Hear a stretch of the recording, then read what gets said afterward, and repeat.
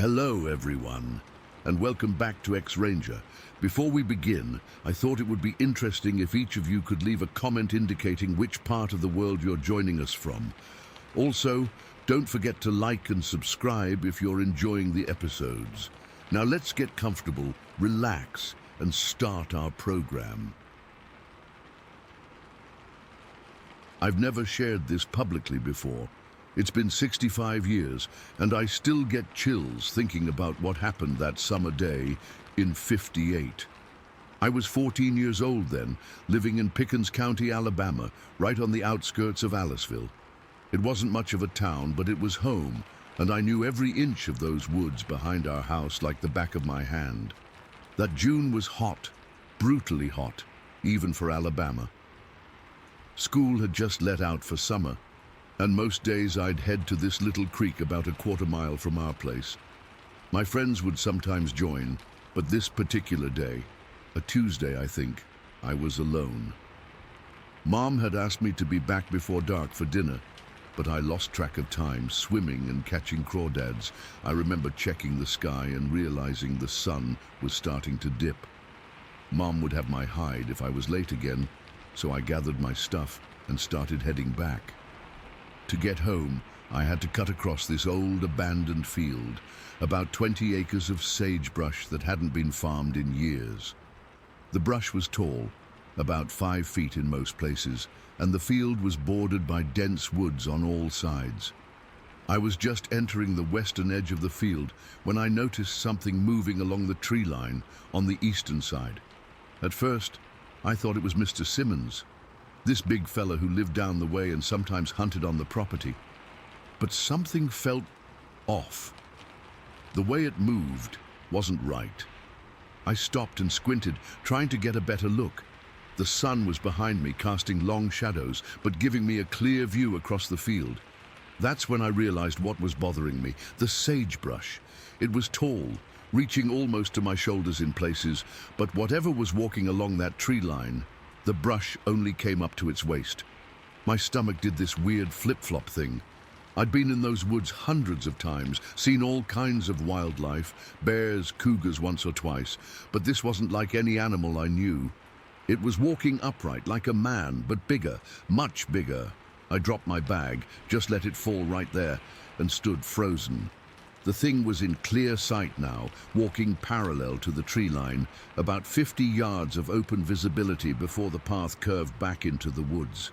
It moved with this strange, fluid gait, head slightly bent forward like it was watching the ground as it walked. It wasn't hurried, just purposeful. I remember thinking, that's not a man. Not just because of its size, which I guessed was close to 8 feet tall, but because of how it moved. There was something primeval about it, something that made the hair on my arms stand up. It was dark, uniformly dark from waist to head, though I couldn't tell if that was fur or clothing in the fading light.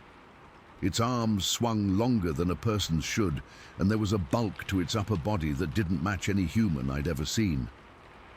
For about 30 seconds, I watched it walk that stretch of tree line. 30 seconds doesn't sound like much, but in that moment, it felt like time had stretched out. Every detail burned into my brain.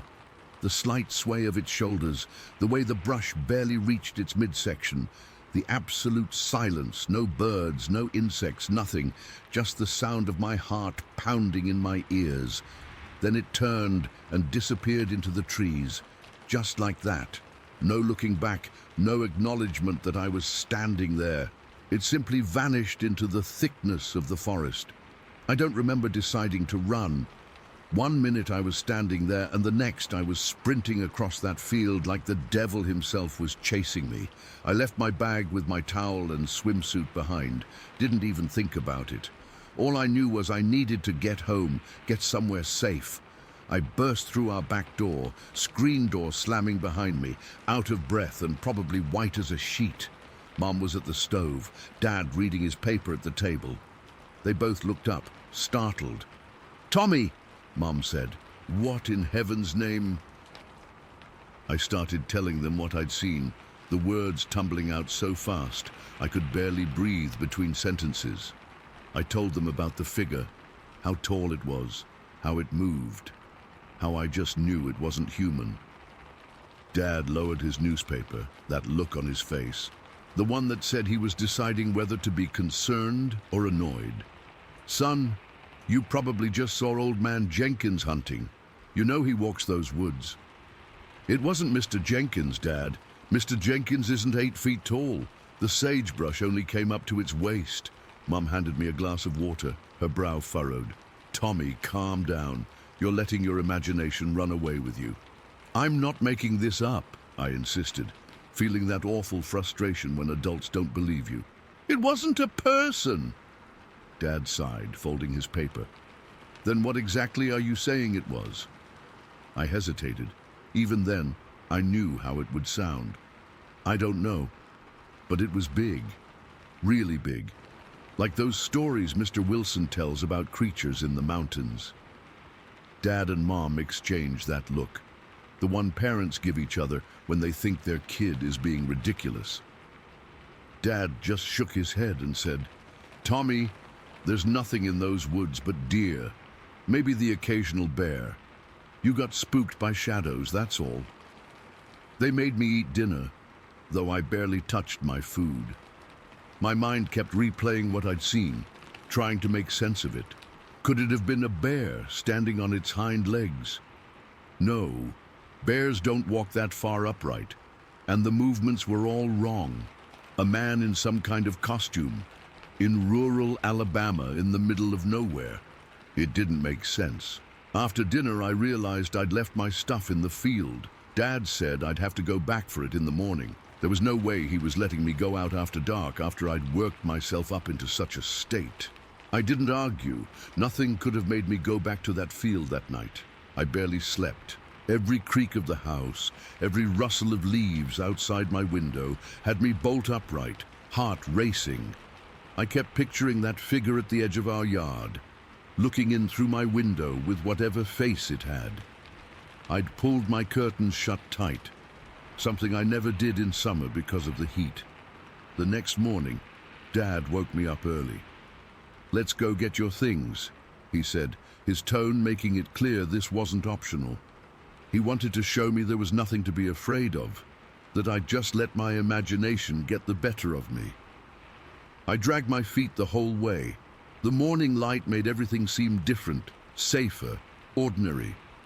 But as we approached the field, that feeling of dread returned. My bag was right where I dropped it, but I couldn't shake the sensation of being watched from the trees across the field. Dad picked up my bag, handing it to me with an expectant look. "See? Nothing out here but bugs and brush." I nodded, not trusting my voice.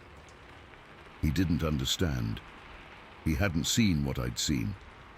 "Your mother says you've been reading those sensational comics again," he continued as we walked back. "Those things will rot your brain, son. Real life isn't full of monsters and creatures." I wanted to argue, but what was the point? I knew what I'd seen, even if no one else believed me. For the next few days, I stayed close to home. My friends called asking if I wanted to go swimming, but I made excuses. Mum started to worry, commenting on how unusual it was for me to be indoors during summer break. But the thought of crossing that field, of being anywhere near those woods, made my stomach churn. About a week after the incident, I was sitting on our porch when Mr. Wilson, our elderly neighbor, stopped by to chat with Dad. They got to talking about hunting, and Mr. Wilson mentioned something that made my blood run cold. "Strangest thing," he said, scratching his grey beard, "found these tracks out by my south property line. Big tracks, like nothing I've seen before. Too big for a bear, shaped all wrong anyway." Dad laughed it off. "Probably just some kids playing a prank." "Maybe," Mr. Wilson said, but he didn't sound convinced. "But whatever made those tracks had to weigh a good 400 pounds, judging by the depth, and they just appeared and disappeared, like whatever it was came out of nowhere and vanished back into it." I wanted to tell Mr. Wilson about what I'd seen, but one warning look from Dad kept me quiet. Later, when I tried to bring it up, Dad cut me off. "Don't encourage his tall tales, Tommy. Man's been alone too long. Start seeing things that aren't there." But I knew. I knew Mr. Wilson had seen signs of the same thing I had. It was almost a month before I could bring myself to go back to the creek, and even then, I took the long way around, avoiding the field entirely. I didn't swim alone anymore either. Always made sure I had at least 2 friends with me, and we were always home well before dusk. That summer changed me. I became more cautious, more aware of my surroundings. The woods that had once been my playground now held an edge of danger, a reminder that there were things in this world that didn't fit neatly into what adults told you was real and what wasn't. I never saw it again, not directly. But there were moments, times when I'd be out near dusk and feel that same oppressive silence descend, or I'd catch a glimpse of something large moving between trees in the distance. Each time, I'd turn and head straight home, not looking back. I never told my friends the full story. They'd have laughed, called me crazy or a liar, but sometimes, around campfires years later, when they'd start telling ghost stories or local legends, I'd go quiet, remembering the way it moved, the impossible height of it against the sagebrush, the absolute certainty I'd felt that I was looking at something that shouldn't exist. It wasn't until I was in college that I heard the term Bigfoot for the first time, saw sketches that sent a jolt of recognition through me. That's when I realized I wasn't alone, that others had seen similar things across the country. It didn't make it any less terrifying, but it validated what I'd been carrying all those years. I'm an old man now, and Aliceville has changed. Most of those woods have been cleared for development, the creek I swam in reduced to a trickle most years. Sometimes I wonder if whatever I saw that day is still out there, pushed deeper into the shrinking wilderness, or if it was the last of its kind, a relic from an older world that had managed to survive unnoticed until then. I've never been back to that exact spot, never had the courage, even as an adult. Some memories are better left undisturbed, some experiences better left in the past. But on quiet nights, when the wind moves through the trees, just so, I'm 14 again, standing frozen at the edge of a field, watching something impossible move through the fading light. I don't expect anyone to believe me. My own parents didn't. But I know what I saw that June evening in '58, and nothing, not time, not ridicule, not rational explanations, has ever changed that certainty. There are things in this world we don't understand, things that exist in the spaces between what we know and what we fear, and I had the misfortune of seeing one of them face to face. It's been decades now, but I still avoid walking alone at dusk. Still feel my heart rate pick up when I hear branches breaking in the distance. Still dream about that figure sometimes, walking away from me across a field of sagebrush, always just about to turn around to show me its face. But in the dreams, just like in reality, it never does. It just keeps walking, disappearing into the tree line, leaving me with questions I'll never have answers to, and a story almost no one believes. Story 2. I've held this story inside for so long that it feels strange to finally put it into words. What happened to me in October of 1960 in Walnut Creek, Alabama, still makes my skin crawl whenever I think about it. I've never been one to believe in monsters or things that go bump in the night, but after what I experienced, I'm not so sure anymore. I was 23 years old back then, working as an assistant manager at Dawson's General Store, right in the heart of Walnut Creek. It wasn't much of a town, just a small community where everybody knew everybody's business. That fall had been particularly mild, with the leaves turning those beautiful shades of orange and red, but still plenty warm during the day. I remember how the whole town had been buzzing with whispered conversations about the booger for weeks before my encounter. At first, I wrote it off as small-town gossip. People in Walnut Creek were always looking for something to talk about, And with harvest season winding down, I figured they needed something to keep them entertained. Old Man Wilson claimed he'd seen something tall and hairy going through his peach orchard at dusk. Mrs. Bailey swore she heard what sounded like a woman screaming from the woods behind her property, but when her husband went to check, he found nothing. Then Reverend Hahn from Liberty Hall came into the store one morning, pale as a ghost, telling anyone who would listen about how he'd chased some kind of creature with his shotgun the night before. But his dogs, who would chase anything with 4 legs, refused to follow the scent. I didn't pay much attention to any of it until I started noticing how serious some folks were taking it. Sheriff Daniels had even organized a small search party after several people reported finding enormous footprints around town. Prints that looked almost human, but way too big to belong to anyone in Walnut Creek. The day it happened was October 12th. I remember because it was my sister's birthday, and I was planning to drive over to Montgomery that weekend to visit her. I had closed the store that night, which meant I was leaving later than usual, around 9:30. Back then, I lived in a small house about 2 miles outside of town, just off Cypress Road, which ran alongside Benton Swamp. It was a clear night with a 3/4 moon, bright enough that I could see the road pretty well without my headlights, but I had them on anyway. The radio in my Chevy pickup was playing some Elvis song as I drove, and I was tapping along on the steering wheel, not really paying attention to anything except getting home to pack for my weekend trip.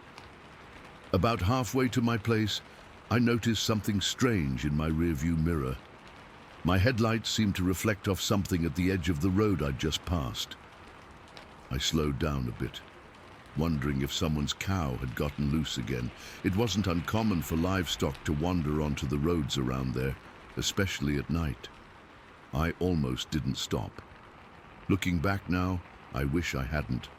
But curiosity got the better of me, and I pulled over to the shoulder, kept the engine running, and rolled down my window to peer back at whatever I'd seen. At first, I didn't see anything. Just the empty road stretching back toward town, moonlight making the pavement look almost blue. Then I noticed movement in the drainage ditch that ran alongside the road. Something big was moving in there just beyond where my taillights illuminated. "Hello?" I called out, thinking maybe it was a person. Maybe someone who'd had too much to drink at the Crossroads bar had wandered off the road. "You all right down there?" No response, but the movement stopped immediately. The hairs on the back of my neck stood up. Something wasn't right. I should have driven away right then and there. But instead, I reached under my seat for the flashlight I kept for emergencies, clicked it on, and pointed it toward the ditch. That's when I heard it. A sound I'll never forget as long as I live. It started as a low growl, almost too deep to be made by any animal I knew lived in those parts. Then it changed into something that sounded exactly like a woman screaming in pain or terror. It made my blood run cold. It didn't sound like any creature I'd ever heard before. Not a panther, not a wildcat, not anything natural. The sound stopped as suddenly as it had started, leaving the night eerily silent. Even the cicadas had gone quiet. My hand was shaking so bad I could barely hold the flashlight steady. I swept the beam toward the ditch again, and that's when I saw it. 2 eyes reflecting the light about 6 or 7 feet off the ground. No animal I knew stood that tall on 4 legs, which meant whatever I was looking at was standing upright. The eyes were set in a dark, shadowy mass that seemed to blend perfectly with the trees behind it. I remember thinking how strange it was that something so big could be so hard to see clearly, like it was somehow part of the darkness itself. For a few seconds, we just stared at each other, me frozen in my truck, it standing motionless in the shadows. Then it stepped forward, just enough that the moonlight caught part of its form. I nearly swallowed my tongue. It was tall, taller than any man I'd ever met, easily over 7 feet. And it was covered in what looked like dark, matted hair or fur. Its shoulders were massive, probably twice the width of mine. But what really got me was the shape of it. It wasn't an animal on hind legs like a bear. It stood like a man, with arms hanging down past its knees and a head that sat directly on those enormous shoulders with barely any neck I could see. I couldn't make out its face clearly in the darkness, but I could tell it was watching me, studying me, and I got the distinct impression it was deciding what to do next. My body finally caught up with my brain, and I dropped the flashlight, fumbled to roll up the window, and threw the truck in gear. The tires spun on the loose gravel as I accelerated, my heart pounding so hard I thought it might burst from my chest. I checked my rearview mirror and nearly ran off the road when I saw it step out onto the pavement behind me. It just stood there in the middle of the road, watching my truck speed away. I pressed the gas pedal all the way to the floor. When I got home, I locked every door and window, then sat with my daddy's old hunting rifle across my lap until sunrise. I didn't sleep a wink that night. Every little sound outside had me jumping out of my skin. A part of me kept expecting to hear that awful scream again, or to see that massive silhouette outside my windows. The next morning, I was almost able to convince myself I'd imagined the whole thing. Maybe I'd been working too hard. Maybe I'd dozed off at the wheel for a second and dreamed it all up. But deep down, I knew what I'd seen was real. I didn't tell anyone at first. Who would believe me? But when I went into work that morning, the whole town was talking about how Billy Thornton, who lived about a mile down from where I'd had my encounter, had found huge footprints all over his property and half his peaches gone from the trees closest to the woods. That's when Sheriff Daniels came into the store. He looked like he hadn't slept much either. "Morning, Jeff," he said, helping himself to a cup of coffee from the pot we kept near the register for customers. "Morning, Sheriff," I replied, trying to sound normal. "What's got you out so early?" He shook his head. "Got another report about this damn booger thing. Third one this week." My mouth went dry. "Oh yeah?" "Yep, Billy Thornton's place this time. Says something got into his peach trees last night." The sheriff took a sip of his coffee and gave me a hard look. "You live out that way. Seen anything strange lately?" I hesitated. I didn't want to be the next piece of gossip at the barbershop, but I also didn't want to lie to the sheriff. "Actually," I started, "I might have seen something last night on my way home." Sheriff Daniels set down his coffee cup. "What kind of something?" So I told him everything, about the eyes in the ditch, the inhuman scream, the massive figure standing in the road. As I spoke, his expression grew increasingly serious.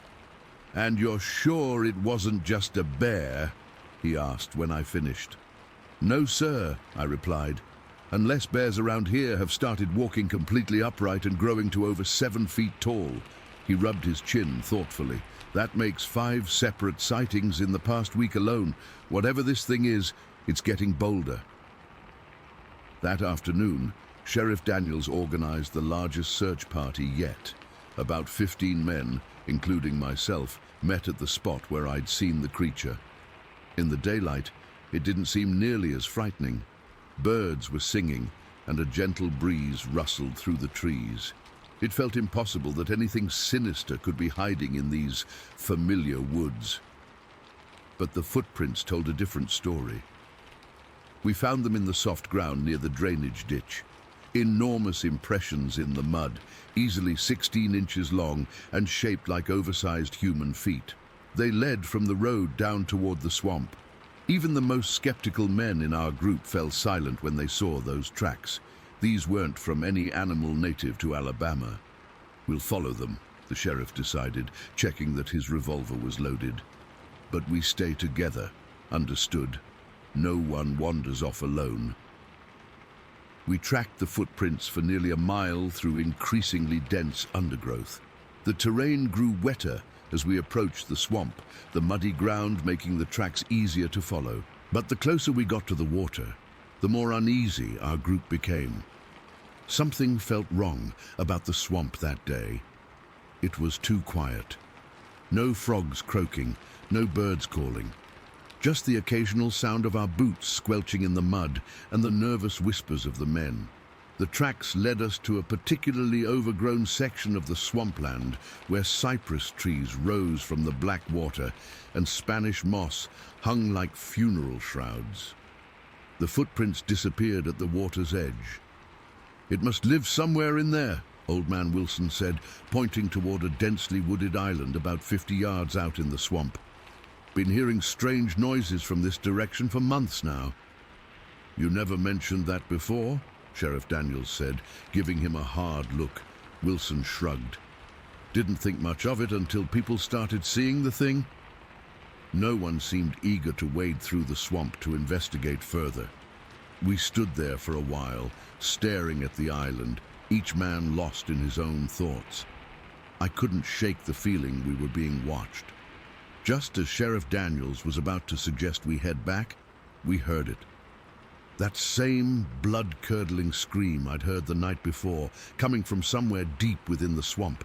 It echoed across the water, making it impossible to pinpoint exactly where it originated. But one thing was certain: it was close. Several men raised their rifles, scanning the tree line nervously. One of the younger guys, Jimmy Peterson, I think, actually took a step back, looking ready to bolt. "That's it," I whispered to Sheriff Daniels. "That's the sound I heard last night." He nodded grimly, his hand resting on his holstered revolver. "I don't like this one bit," he muttered. "Something ain't right about this whole situation." Then we heard splashing, like something large moving through the water. We all turned toward the sound, guns raised. Nothing appeared, but the splashing continued, growing more distant. Whatever made that sound was moving away from us, deeper into the swamp.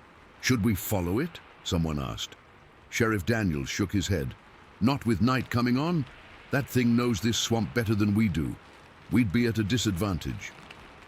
So we marked the location on a map and headed back to town, planning to return the next day with more men and better equipment. But by the time we got back to Walnut Creek, word had spread about what we'd heard, and the town was in a state of near panic. That evening, a town meeting was hastily organized at Liberty Hall. Practically everyone in Walnut Creek showed up, eager to hear what the search party had found and what was going to be done about the booger. Reverend Hahn described his encounter again, adding new details I hadn't heard before: how the creature had been picking through his vegetable garden and how his shotgun blast seemed to have no effect when he fired a warning shot. "It just looked at me," the Reverend said, his voice shaking slightly. "Looked right at me with these eyes that seemed, I don't know, almost human in their intelligence. Then it just turned and walked away, unhurried, like it wasn't afraid of me or my gun at all." More people came forward with stories, mostly second-hand accounts or strange noises they'd heard over the past few months. Mrs. Bailey described again the screaming sound she'd heard, which exactly matched what we'd heard in the swamp. "It only started last year," Charlie Weber pointed out. He ran the local barbershop and kept track of the town's happenings better than anyone. "Never had anything like this around here before then." Sheriff Daniels tried to keep everyone calm, promising another, larger expedition to the swamp the next day, but I could tell he was just as disturbed as the rest of us. I volunteered to join the search party again, partly because I felt responsible after being one of the few who'd actually seen the creature, and partly because I wanted answers. I needed to know what that thing was, but I never got those answers. At least not then. That night I couldn't sleep again. I kept replaying the encounter in my mind, second-guessing what I'd seen. Around midnight I heard something moving outside my house. Soft, heavy footsteps circling the property. My dogs, usually quick to bark at the slightest disturbance, were dead silent, which scared me more than anything. I grabbed my rifle and sat in the darkened living room, watching the windows, too terrified to look outside, but too anxious not to be on guard. The footsteps continued for what felt like hours, occasionally stopping before resuming their circuit of my house. Sometimes they'd come right up to a window, and I'd hold my breath, certain that at any moment I'd see that massive silhouette blocking the moonlight. Just before dawn, the sound stopped. When the sun finally rose, I cautiously went outside to check. There, all around my house, were those same enormous footprints we'd found near the road and tracked to the swamp. Some came right up to my windows, as if whatever made them had been peering inside, watching me while I watched for it. I called Sheriff Daniels immediately. He came out with a few deputies and took plaster casts of the best prints. They measured 17 inches long and showed 5 distinct toes, just like a human foot, but massive in scale. The stride length between prints was over 4 feet in places, suggesting whatever left them could cover ground at an alarming rate. The search party that day was the largest yet. 25 men armed with everything from hunting rifles to pitchforks. We returned to the swamp and actually waded out to the island where we thought the creature might be hiding. But we found nothing. No den, no signs of habitation, nothing to indicate any large creature had ever been there. Over the next few weeks, sightings continued. The creature was spotted near Hank Miller's farm, then by the creek behind the school, then back near the peach orchards again. It seemed to be making a circuit of the town, visiting different areas every few nights. Then, as suddenly as it had appeared, the sightings stopped. November came and went with no new reports. By December, people had mostly stopped talking about the booger. When January rolled around and still nothing had happened, life in Walnut Creek returned to normal. The creature, it seemed, had moved on. I've spent years thinking about what I saw that night. Was it some kind of undiscovered animal? A man driven to madness, living wild in the swamps? Or something else entirely, something that exists in the shadowy places between what we know and what we fear? I don't have answers, only questions, but I know what I saw. I know what those footprints looked like outside my house. And sometimes, on quiet nights when I can't sleep, I still think I hear that scream in the distance, even though I moved away from Walnut Creek decades ago. Whatever it was clearly just passing through our little town. Charlie Weber used to say maybe these creatures migrate, like birds heading south for the winter, and Walnut Creek just happened to be on its path that year. That's the theory I find most comforting, because the alternative, that it's still out there somewhere, watching and waiting, is too disturbing to contemplate. All I know for certain is that there are things in this world we don't understand, things that defy explanation, and sometimes, if you're unlucky enough, you come face to face with them on dark country roads when there's nowhere to run. Story 3. I still remember that day like it was yesterday, even though it happened back in the summer of 1967. Some memories stick with you for life, no matter how much you try to explain them away or rationalize what happened. This is one of those memories that's burned into my brain forever. My name is Marcus Jennings, and I grew up in Tallapoosa County, Alabama. Back then, we didn't have video games or internet to keep us occupied. We spent most of our free time outdoors, especially during summer break when the days seemed endless. My buddy Tom and I would often go exploring in the woods around where we lived. We knew those woods like the backs of our hands, or at least we thought we did until that day. It was early July, hot and humid as Alabama summers always are. The air was thick enough to cut with a knife, and my t-shirt was sticking to my back before we'd even left my house. Tom had stayed over the night before, and we decided to head out early before the worst of the day's heat set in. My German Shepherd, Rex, was coming along too. He always did. Rex was a good dog, smart and protective. I never worried about running into snakes or wild animals with him around. We had this idea to check out this area behind the big reservoir that supplied water to Russell Mills. We'd been there a few times before, but there were still parts we hadn't fully explored. There was an old pulpwood road that cut through the forest back there, overgrown in spots but still easy enough to follow. The place was remote, maybe 3 or 4 miles from the nearest house, which was exactly why we liked it. It felt like our own private wilderness. We set out around 7 in the morning with our canteens and some sandwiches my mom had packed for us. Tom had his pocket knife, and I had my dad's old compass, though we'd never needed it before.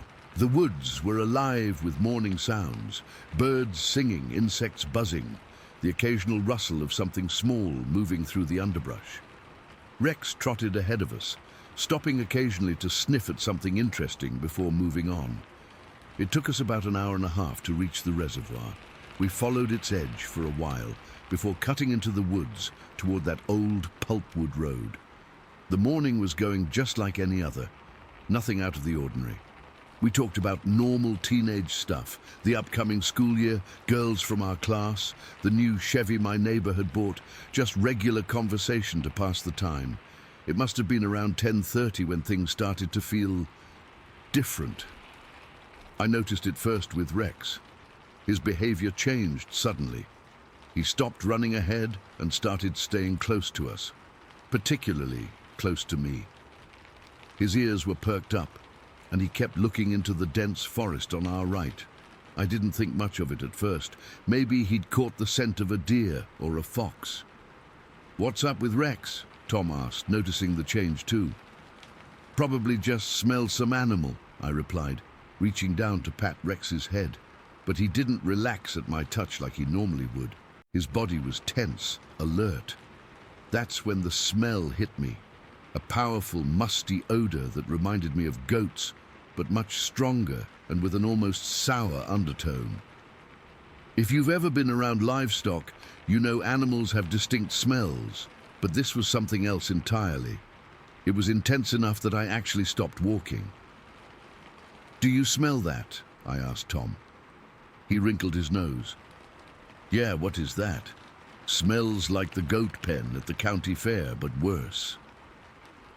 We stood there for a moment, both of us scanning the woods, trying to figure out where the smell was coming from. It seemed to be everywhere and nowhere at the same time. Rex was getting increasingly agitated, making low growling sounds in his throat that I rarely heard from him. "Let's keep going," I said finally. "Maybe someone dumped something dead out here." We continued down the pulpwood road, but the smell didn't fade. If anything, it got stronger. The woods had gone eerily quiet too. I realized I couldn't hear the birds anymore, just the sound of our footsteps on the packed dirt road and Rex's occasional whine. I was about 20 feet ahead of Tom and Rex when I first heard it, a rustling sound coming from the dense vegetation to our right.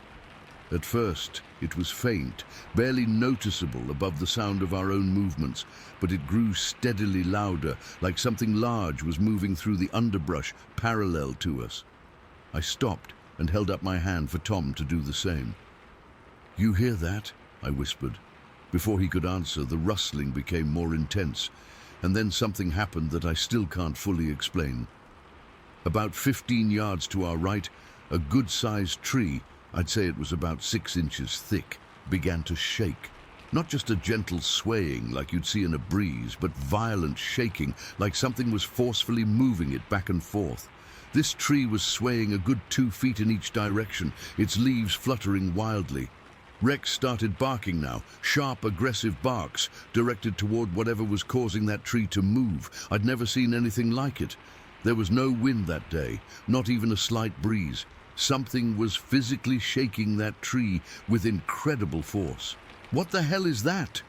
Tom's voice was tight with fear. I didn't answer. I was transfixed by the sight of that tree moving so violently when everything else around it was still. The rustling sound continued, growing louder still, and it seemed to be moving, heading away from us deeper into the forest. I'm not sure what came over me at that moment. Maybe it was curiosity. Maybe it was that teenage feeling of invincibility, but I took a few steps toward the moving vegetation. Tom stayed back, and even Rex seemed reluctant to follow me. "Marcus, don't," Tom called out, but I was already reaching for the branches that separated the pulpwood road from where the commotion was happening. I pulled back some of the thick foliage to get a better look, and that's when I saw it, about 20 feet away, moving rapidly through the trees. The sight was so unexpected, so out of place in these familiar woods, that for a second my brain couldn't process what I was seeing. It was a creature, there's no other word for it, running on two legs through the forest with incredible speed. This thing was huge, at least 8 feet tall, with a massive, bulky frame. It was covered in hair, thick, black hair about 3 inches long that covered its entire body. But the hair wasn't completely uniform. I could actually see lighter skin beneath it in places where the hair was thinner or parted as it moved. What struck me most, besides its sheer size, were its legs. I could see powerful muscles working beneath that hair as it ran, actual muscles flexing and contracting with each stride. They weren't the legs of a bear or any animal I'd ever seen. They were almost human in shape, but much larger and more powerful. Its arms were long, unnaturally long, swinging slightly as it moved, and its head seemed to sit directly on its shoulders with no visible neck. It was moving away from us at incredible speed, faster than any human could run, especially through dense forest. It navigated between trees and over obstacles with a fluid grace that seemed impossible for something so large. The creature never looked back at me, and within seconds it disappeared deeper into the forest, the sound of its passage fading with it. I stood frozen, my hand still holding back the branches, my heart pounding so hard I could feel it in my throat. The smell, that goat-like odor, was overwhelming now, and I realized it must have been coming from the creature. What was it? What did you see? Tom was suddenly beside me, his voice barely above a whisper. I let the branches fall back into place and turned to him, struggling to find words to describe what I'd just witnessed. I don't know, I managed finally. It was big, really big, running on 2 legs. A bear? Tom suggested, but I shook my head. No, definitely not a bear. It was running upright the whole time, had arms and legs like a person, but much bigger, and it was covered in black hair. Tom looked at me skeptically. Are you messing with me, Marcus? No, I swear to God, Tom. I saw something out there. I was almost shouting now, my hands shaking. Rex was still growling, his attention fixed on the direction where the creature had disappeared. Maybe it was a guy in a costume, Tom said, though he didn't sound convinced by his own suggestion. You know, like those Bigfoot pranks you hear about. Nobody could move that fast in a costume, I insisted, and nobody's that big.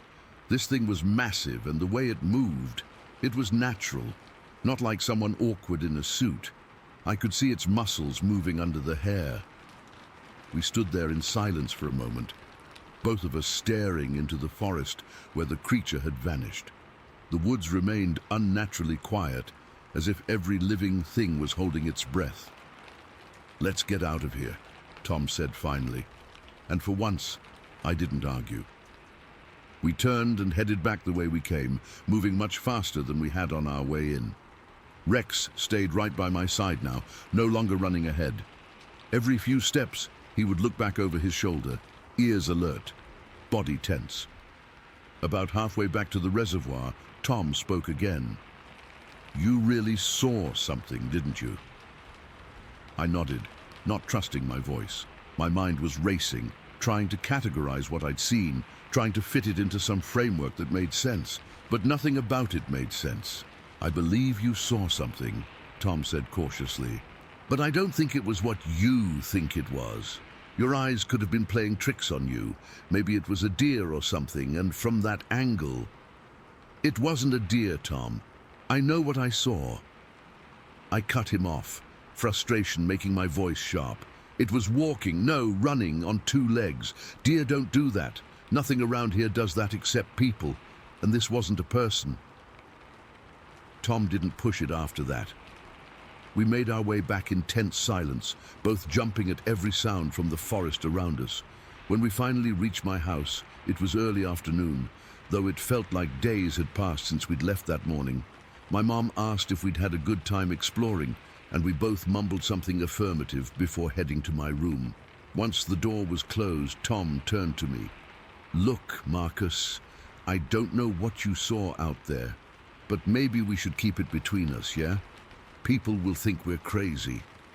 Part of me wanted to argue, to insist that we tell someone, my dad, the sheriff, anybody, about what I'd seen. But another part knew Tom was right. Who would believe me? I barely believed it myself, and I was the one who saw it. Yeah, okay, I agreed reluctantly. Between us. But that night, after Tom had gone home, I couldn't sleep. Every time I closed my eyes, I saw that creature running through the trees. Its massive frame, the muscles moving beneath its hair, the incredible speed with which it moved. I kept smelling that strange, goat-like odor as if it had followed me home. The next day, I tried to convince Tom to go back out there with me. I thought maybe we could find tracks or some other evidence, but he refused. No way, Marcus. I'm not going back there. Just forget about it, okay? But I couldn't forget about it. Over the next few weeks, I went back several times on my own, Rex always by my side. I never saw the creature again, though sometimes Rex would growl at nothing, his eyes fixed on the dense forest, and that strange smell would briefly return, only to vanish again moments later. I asked around town casually, trying not to sound crazy. Ever hear about anything strange out behind the reservoir? Most people would laugh and change the subject, but old Mr. Johnson, who'd lived in Tallapoosa County his whole life, gave me a long, careful look when I asked him. "Some places are better left alone, son," he said finally. "Folks around here have been telling stories about that area since before my time. Strange sounds at night, livestock going missing, hunters feeling watched." "What do you think it is?" I asked, trying to keep my voice casual. Mr. Johnson shrugged. "Don't rightly know. Don't want to know neither, but if I were you, I'd find somewhere else to do my exploring." I didn't tell him what I'd seen. I didn't tell anyone except Tom, who grew increasingly annoyed with my obsession. By the end of that summer, he refused to discuss it at all. "Look, you saw something weird in the woods. It happens. Just let it go, will you?" But I couldn't let it go. What I saw that day changed something fundamental in how I see the world. It opened up the possibility that there are things out there we don't understand, things that exist alongside us, but remain hidden most of the time. I still live in Alabama, though not in Tallapoosa County anymore. I've never again experienced anything like what I saw that summer day in 1967. But I've read accounts from others who have seen similar creatures, and each time I get that same chill down my spine that I felt when I pulled back those branches and saw what was running through the woods. Tom and I drifted apart after high school. Last I heard, he was living in Georgia, married with grandkids now. We never really talked about that day again, and I sometimes wonder if he thinks I made the whole thing up or exaggerated what I saw. Part of me wishes he had seen it too, so I wouldn't have to carry this alone. Rex died when I was in college, a good, long life for a German shepherd. Sometimes I think he was the only one who truly believed me, who knew without a doubt that something was out there in those woods that day. Something that shouldn't have been there. Something that most people would say doesn't exist. But I know what I saw. I saw muscle moving beneath hair. I saw something 8 feet tall, running on 2 legs with a grace and speed that defied explanation. I smelled that distinctive odor. I heard that tree shaking with violent force 56 years later, and I still have no explanation for what I encountered that day. All I know is that the woods behind that reservoir in Tallapoosa County hold at least one secret that science can't explain, and I was lucky enough, or perhaps unlucky enough, to glimpse it for just a few moments on that hot summer day. Story 4. I'm not the type of guy who gets spooked easily. Growing up in rural Alabama, I'd seen my fair share of wildlife and spent countless nights in pitch-black woods without batting an eye. But what happened that April evening in '69 in Calhoun County changed me forever. Even now, 50-odd years later, my hands get clammy and my heart races when I think about it. My name's Johnny Ray Teague. Back then, I was 19. Just finished high school and working at my uncle's garage while trying to figure out what to do with my life. My buddies and I, Michael Weston, Peter Calloway, and David Mitchell, were inseparable. We'd grown up together, fishing the same creeks, hunting the same woods, raising hell in the same small town. It was a Friday night, April 18th, 1969. The four of us had planned to drive over to the neighboring county where there was supposed to be a party at someone's lake house. Nothing unusual for us. We'd made similar trips dozens of times before. Mike had just fixed up his old Chevy Impala, and he was eager to show it off on the open road.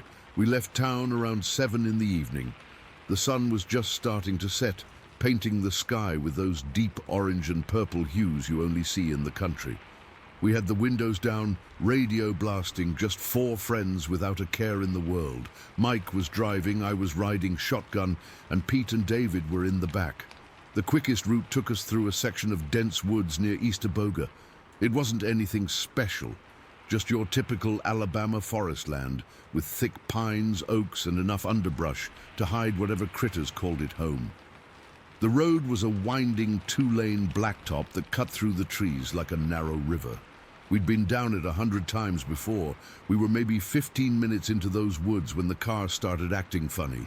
First, the radio cut out mid-song. Mike tapped it a couple times, but there was nothing but static. "Piece of junk," he muttered, switching it off altogether. A minute later, the engine started to sputter. The Impala jerked a few times like it was gasping for air. Mike frowned, gripping the wheel tighter. "What's wrong?" David asked from the back seat.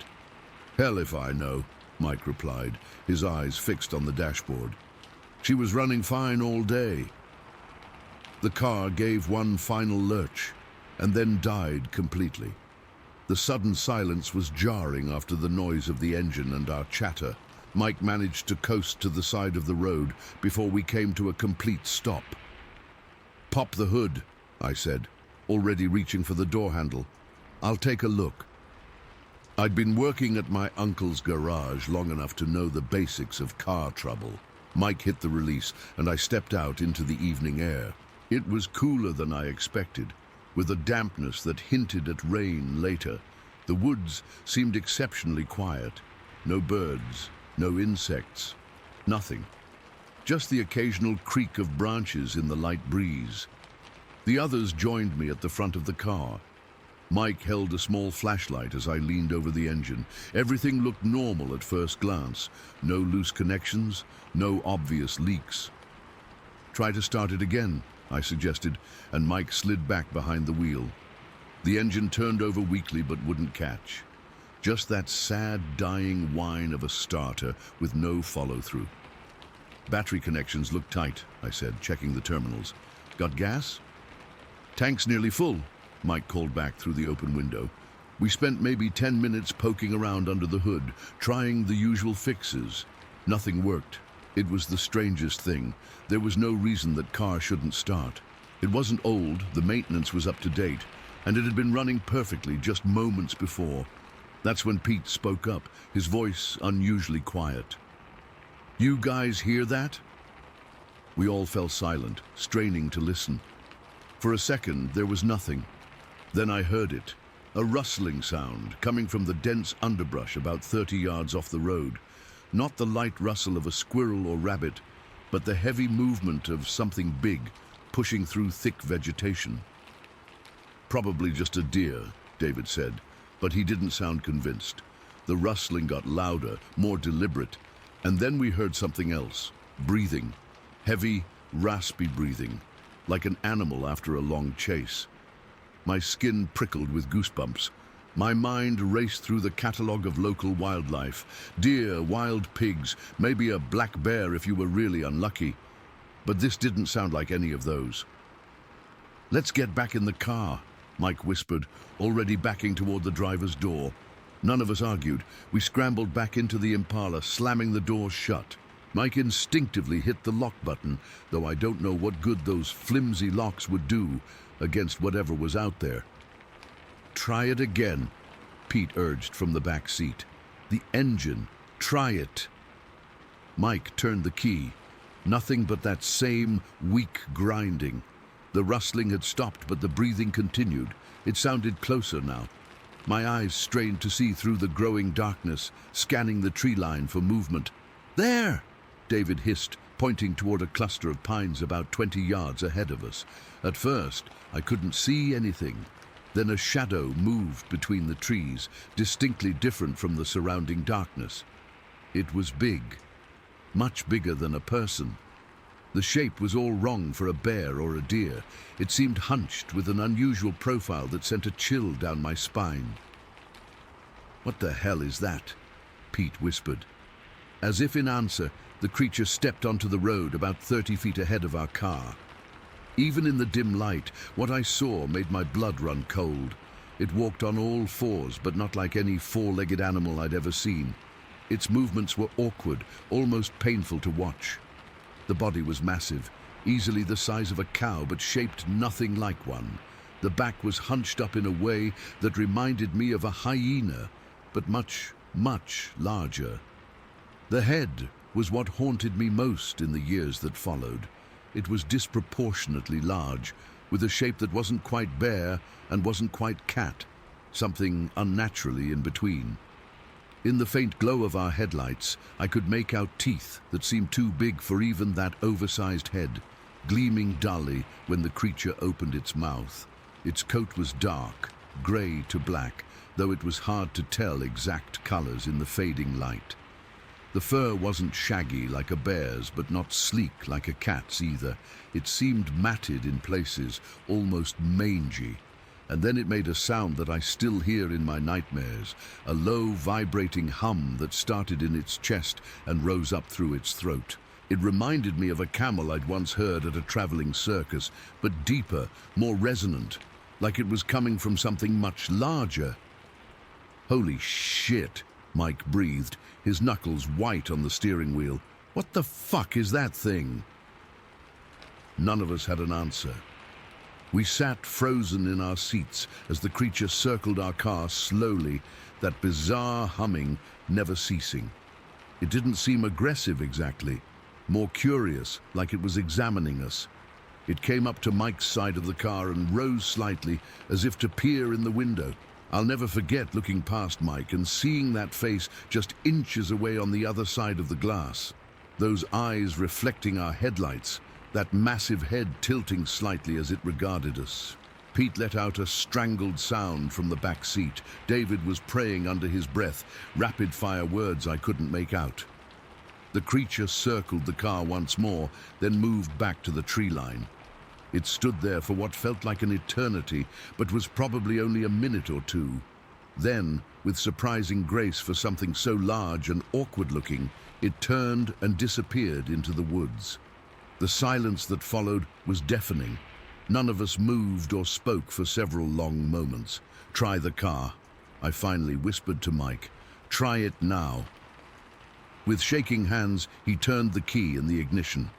The engine coughed once, twice, then roared to life as if nothing had ever been wrong with it. "Go!" Peter urged from the back. "Go, go, go!" Mike didn't need to be told twice. He threw the car into drive and pressed the accelerator to the floor. The tires spun momentarily on the damp pavement before finding purchase, and we shot forward. We'd gone maybe half a mile when the headlights illuminated something that made Mike slam on the brakes so hard we all jerked forward against our seatbelts. There, spread across the road, were 4 more creatures, each one larger than the one we'd just encountered. They were arranged in a rough semicircle as if they'd been waiting for us. The largest one, positioned in the center of the road, had to be 7 feet tall at the shoulder. Despite their size, they had that same hunched appearance, the same oversized heads, the same wrong way of holding themselves that wasn't quite bear, wasn't quite cat, wasn't quite anything I'd ever seen before or since. All 4 began that humming sound, creating a discordant chorus that seemed to vibrate through the metal of the car and into our bones. "Drive," I said, my voice barely audible. "Drive through them." Mike looked at me like I was insane. "I can't." "Drive!" David screamed from the back seat. Mike slammed his foot down on the accelerator again. The car lurched forward, engine screaming as we barreled toward the creatures. At the last second, they scattered, moving with that same unnatural agility that seemed impossible for their size. We didn't slow down. Mike kept that pedal to the floor all the way out of those woods, the speedometer climbing past 80, past 90 on those narrow, winding roads. None of us told him to slow down. I don't think any of us breathed properly until we hit the main highway and saw the lights of other cars. When we finally reached civilization, we pulled into a gas station. All of us were drenched in sweat despite the cool evening. No one spoke for a long time. "What do we tell people?" Peter finally asked, voice hoarse. We looked at each other, knowing exactly what would happen if we told the truth. At best, people would think we were drunk or high. At worst, we'd become the town laughingstocks. "Nothing," Mike said firmly. "We tell them nothing." But word got out anyway, as it always does in small towns. Someone overheard us talking, and soon the story spread. Most people laughed it off as 4 teenagers making up tales or being spooked by normal wildlife. Some of the older folks, though, they got a strange look in their eyes when they heard our story. Turns out there had been similar sightings in those woods going back decades. Locals started calling it the Easter Boga monster, treating it like some kind of joke or local legend. But there was nothing funny about what we saw that night. I've been back to those woods exactly once, in the daylight, with 6 other guys, and enough firepower to take down an elephant. We found nothing. No tracks, no signs, nothing to prove what we'd seen was real. But I know what I saw. We all do. Mike sold that Impala a week later. Pete's family moved to Georgia the following year. David became deeply religious after that night and eventually became a pastor. As for me, I still live in Alabama, but I take the long way around those woods, even 50 years later. Some roads are better left untraveled. I've had wildlife experts tell me we saw bears with mange, or maybe escaped exotic pets. I've had skeptics suggest mass hallucination, or that we were just high teenagers seeing things. I've been called a liar and worse, but I know what I saw. That wasn't any animal that's supposed to exist in Alabama or anywhere else. That humming sound, those movements, that face, it wasn't natural. And the way the car died and then mysteriously started again once the creature left us alone, that wasn't coincidence. Sometimes late at night, when I can't sleep, I still hear that humming in my head. And I wonder if they're still out there in those woods, waiting for the next car to break down on that lonely stretch of road. Whatever they weren't from our world. Not really. And I pray to God I never encounter them again. Story 5. I still can't believe what happened that summer. It's been over 50 years since the Montesano incident, as some folks started calling it later. But I remember it like it was yesterday. For those who weren't in Huntsville back in '71, I was a young deputy with the sheriff's department then, just 24 years old, and still green behind the ears. What we saw up there on those hills, well, I've never talked about it much outside of official channels, but maybe it's time. It all started in early June, when reports of missing cattle began trickling in. At first, we thought it was just ordinary rustling. Times were hard for some folks, and stealing livestock wasn't unheard of. But then things got strange, real strange. I remember the morning Sally Woodson called in, hysterical about 5 of her prized Herefords gone without a trace. No broken fences, no blood, nothing. Just gone. Sheriff Jackson assigned me to take the report, and honestly, I thought it was going to be routine. But when I got out to the Woodson place about 10 miles outside of town, I knew something was off. "Look at this," Sally's husband Tom said, pointing to the ground where the cattle had been grazing. There were these weird indentations in the soil, not like any tracks I'd ever seen before. They were almost circular, about 6 inches across, with what looked like 3 toe marks at the front. Not cow tracks, not human footprints, not anything I could identify. "You see anything unusual last night?" I asked while writing in my notebook. Tom scratched his head. "Well, the dogs were going crazy around midnight, and there was this light. Thought it was just the Johnson boys spotlighting for deer again, but it was different, brighter, came from up on Montesano." I glanced up at the mountain that loomed over the valley. Montesano was mostly state park by then, with a few private properties scattered around. Something about the way he said it made the hair on my neck stand up. "What kind of light?" "Like nothing I ever seen before, real bright, kind of blue-white. Moved funny too, not like headlights or a flashlight. Hovered, then dropped down behind the tree line." I wrote it down, but didn't think much of it then. By the end of the week, we had 7 more reports of missing cattle, all within a 5-mile radius of Montesano. Sheriff Jackson called a meeting that Friday afternoon.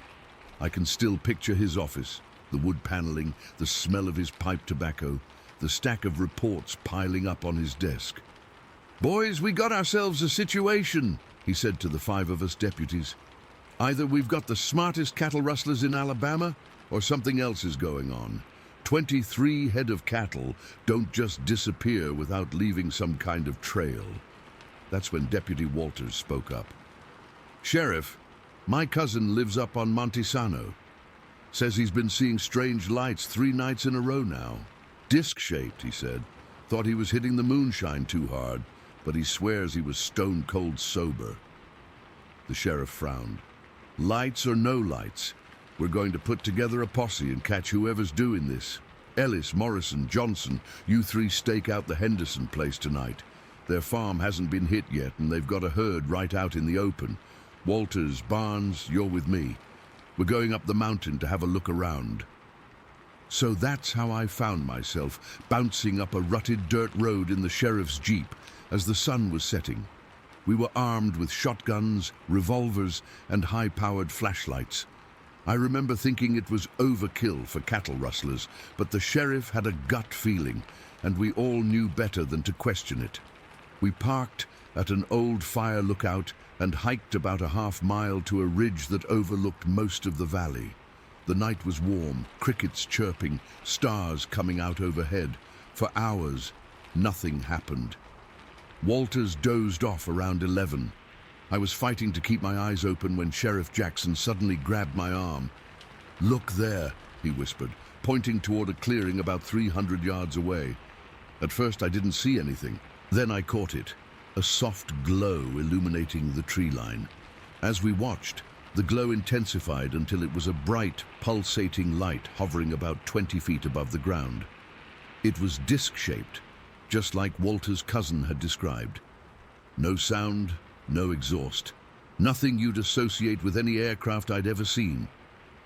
"What in God's name?" the sheriff muttered. The light hovered for maybe 2 minutes, then descended behind the trees. We waited, barely breathing. About 10 minutes later, the radio crackled to life.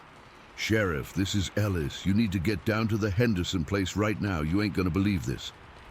The sheriff's voice was steady. "What are you seeing, Ellis?" There was a pause, then.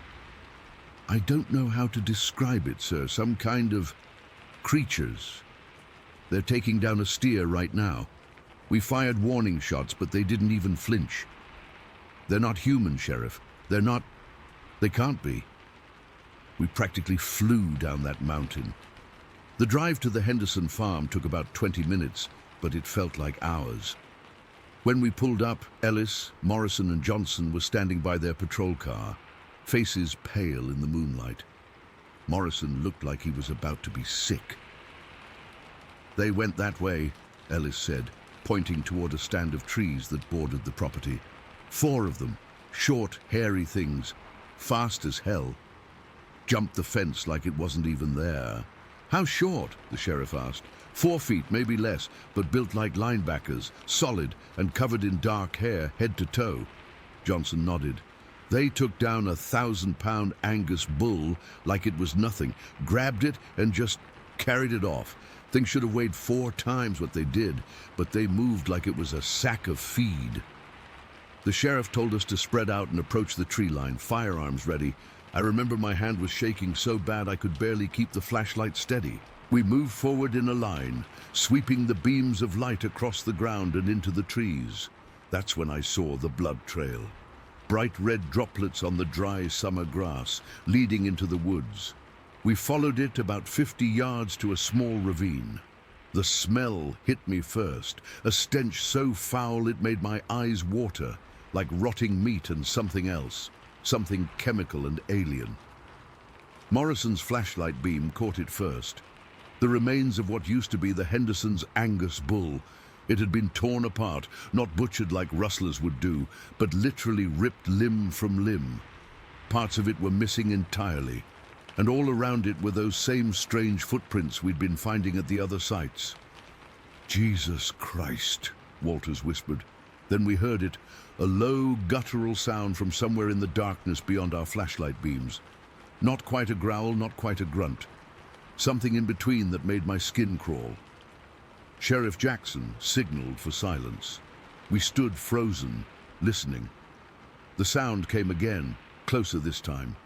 I swung my flashlight toward it and caught a glimpse of movement. Something dark, ducking behind a fallen log about 30 yards ahead. "Police! Don't move!" the sheriff called out, but even as he said it, I could tell he knew whatever was out there wasn't going to comply with human commands. For a split second, a pair of eyes reflected back the light, yellowish-green, set close together. Then they were gone.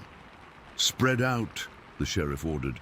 "Whatever these things are, they've been stealing cattle for weeks. Time to find out what we're dealing with." We moved deeper into the woods, keeping within sight of each other.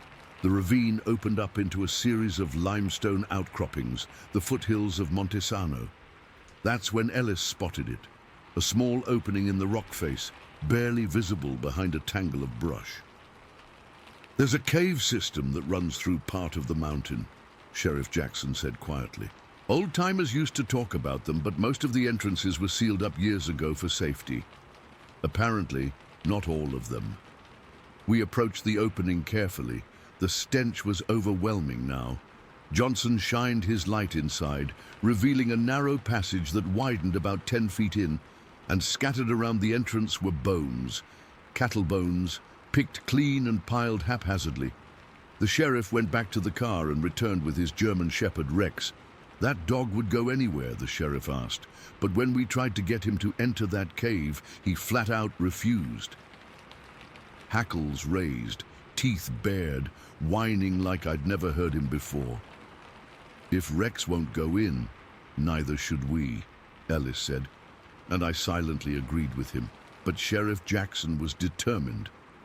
"We need to know what we're dealing with. I'm going to take a quick look.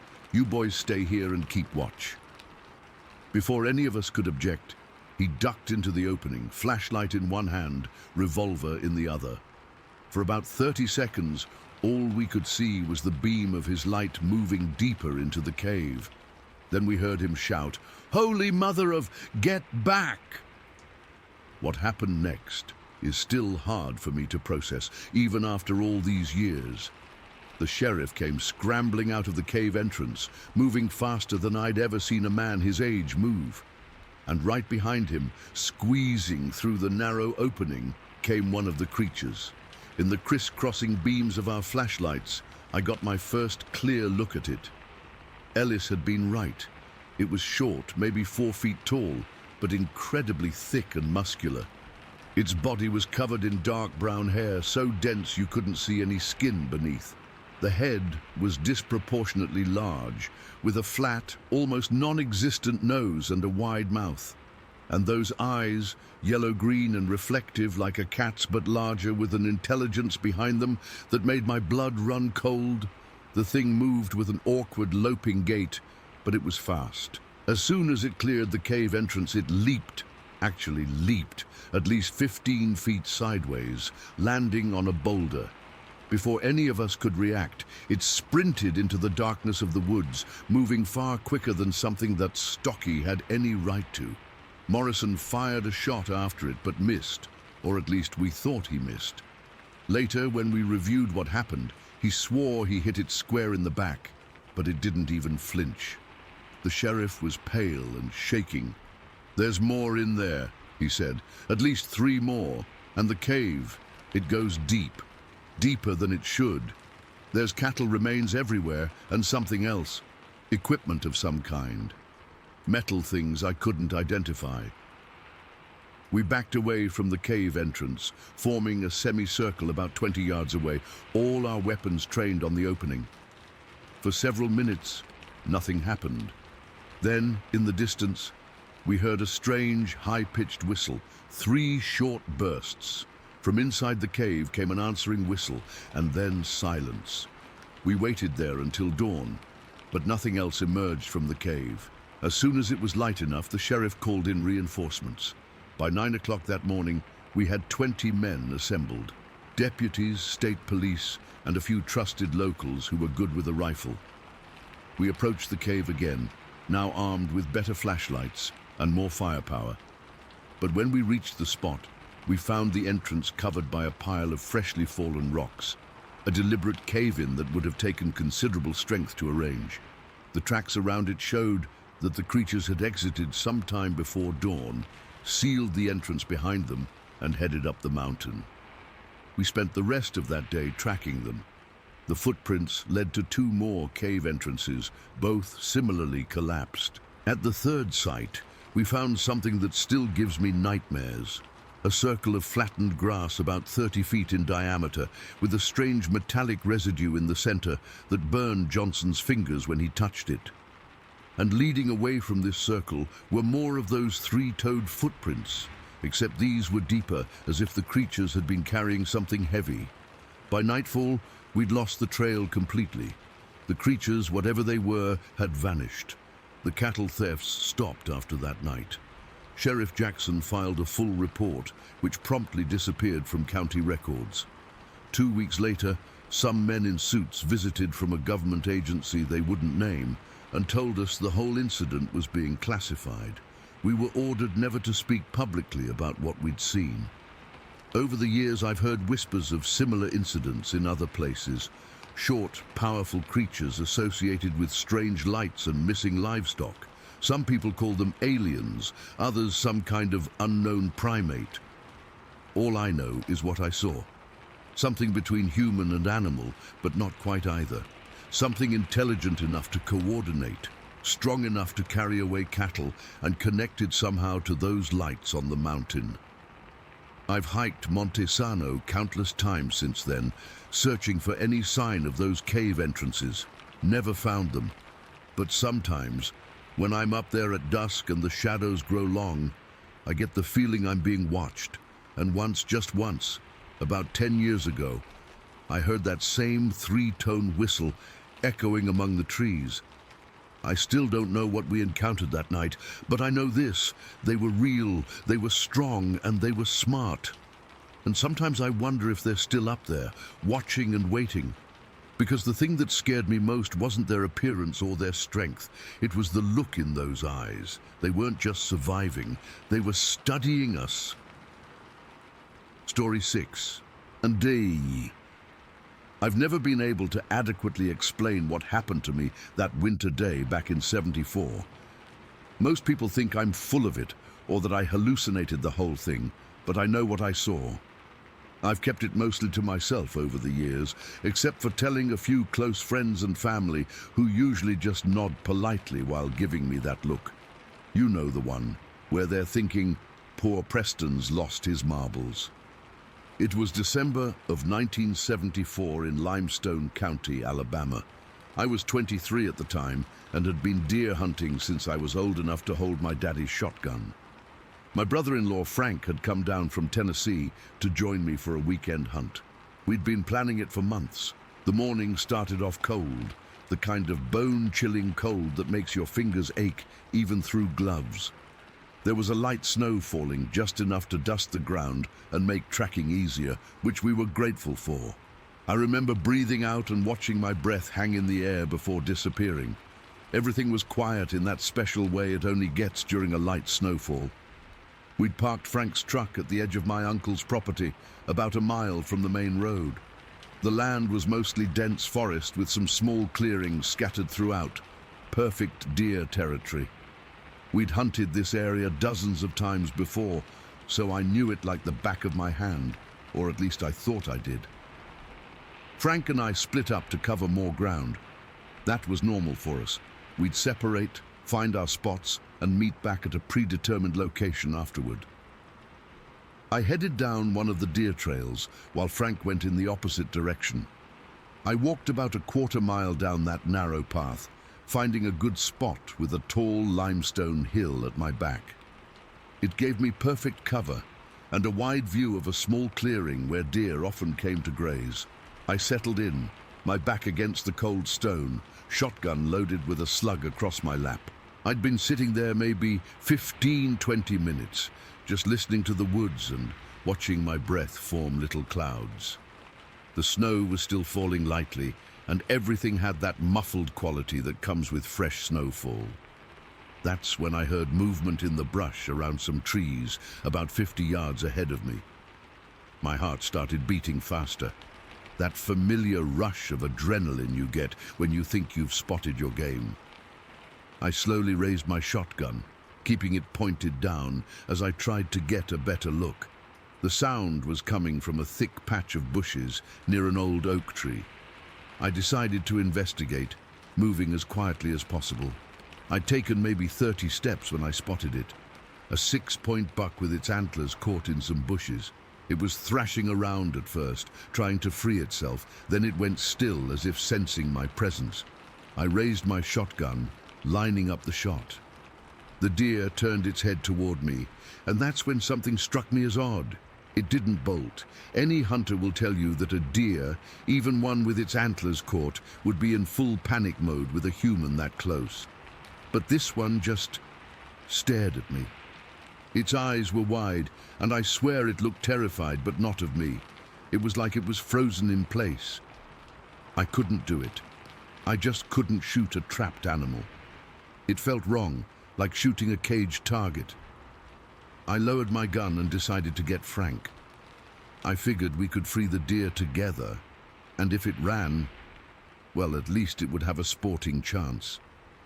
I marked the spot in my mind, about 50 yards from my position, near the big oak with the lightning scar running down its trunk.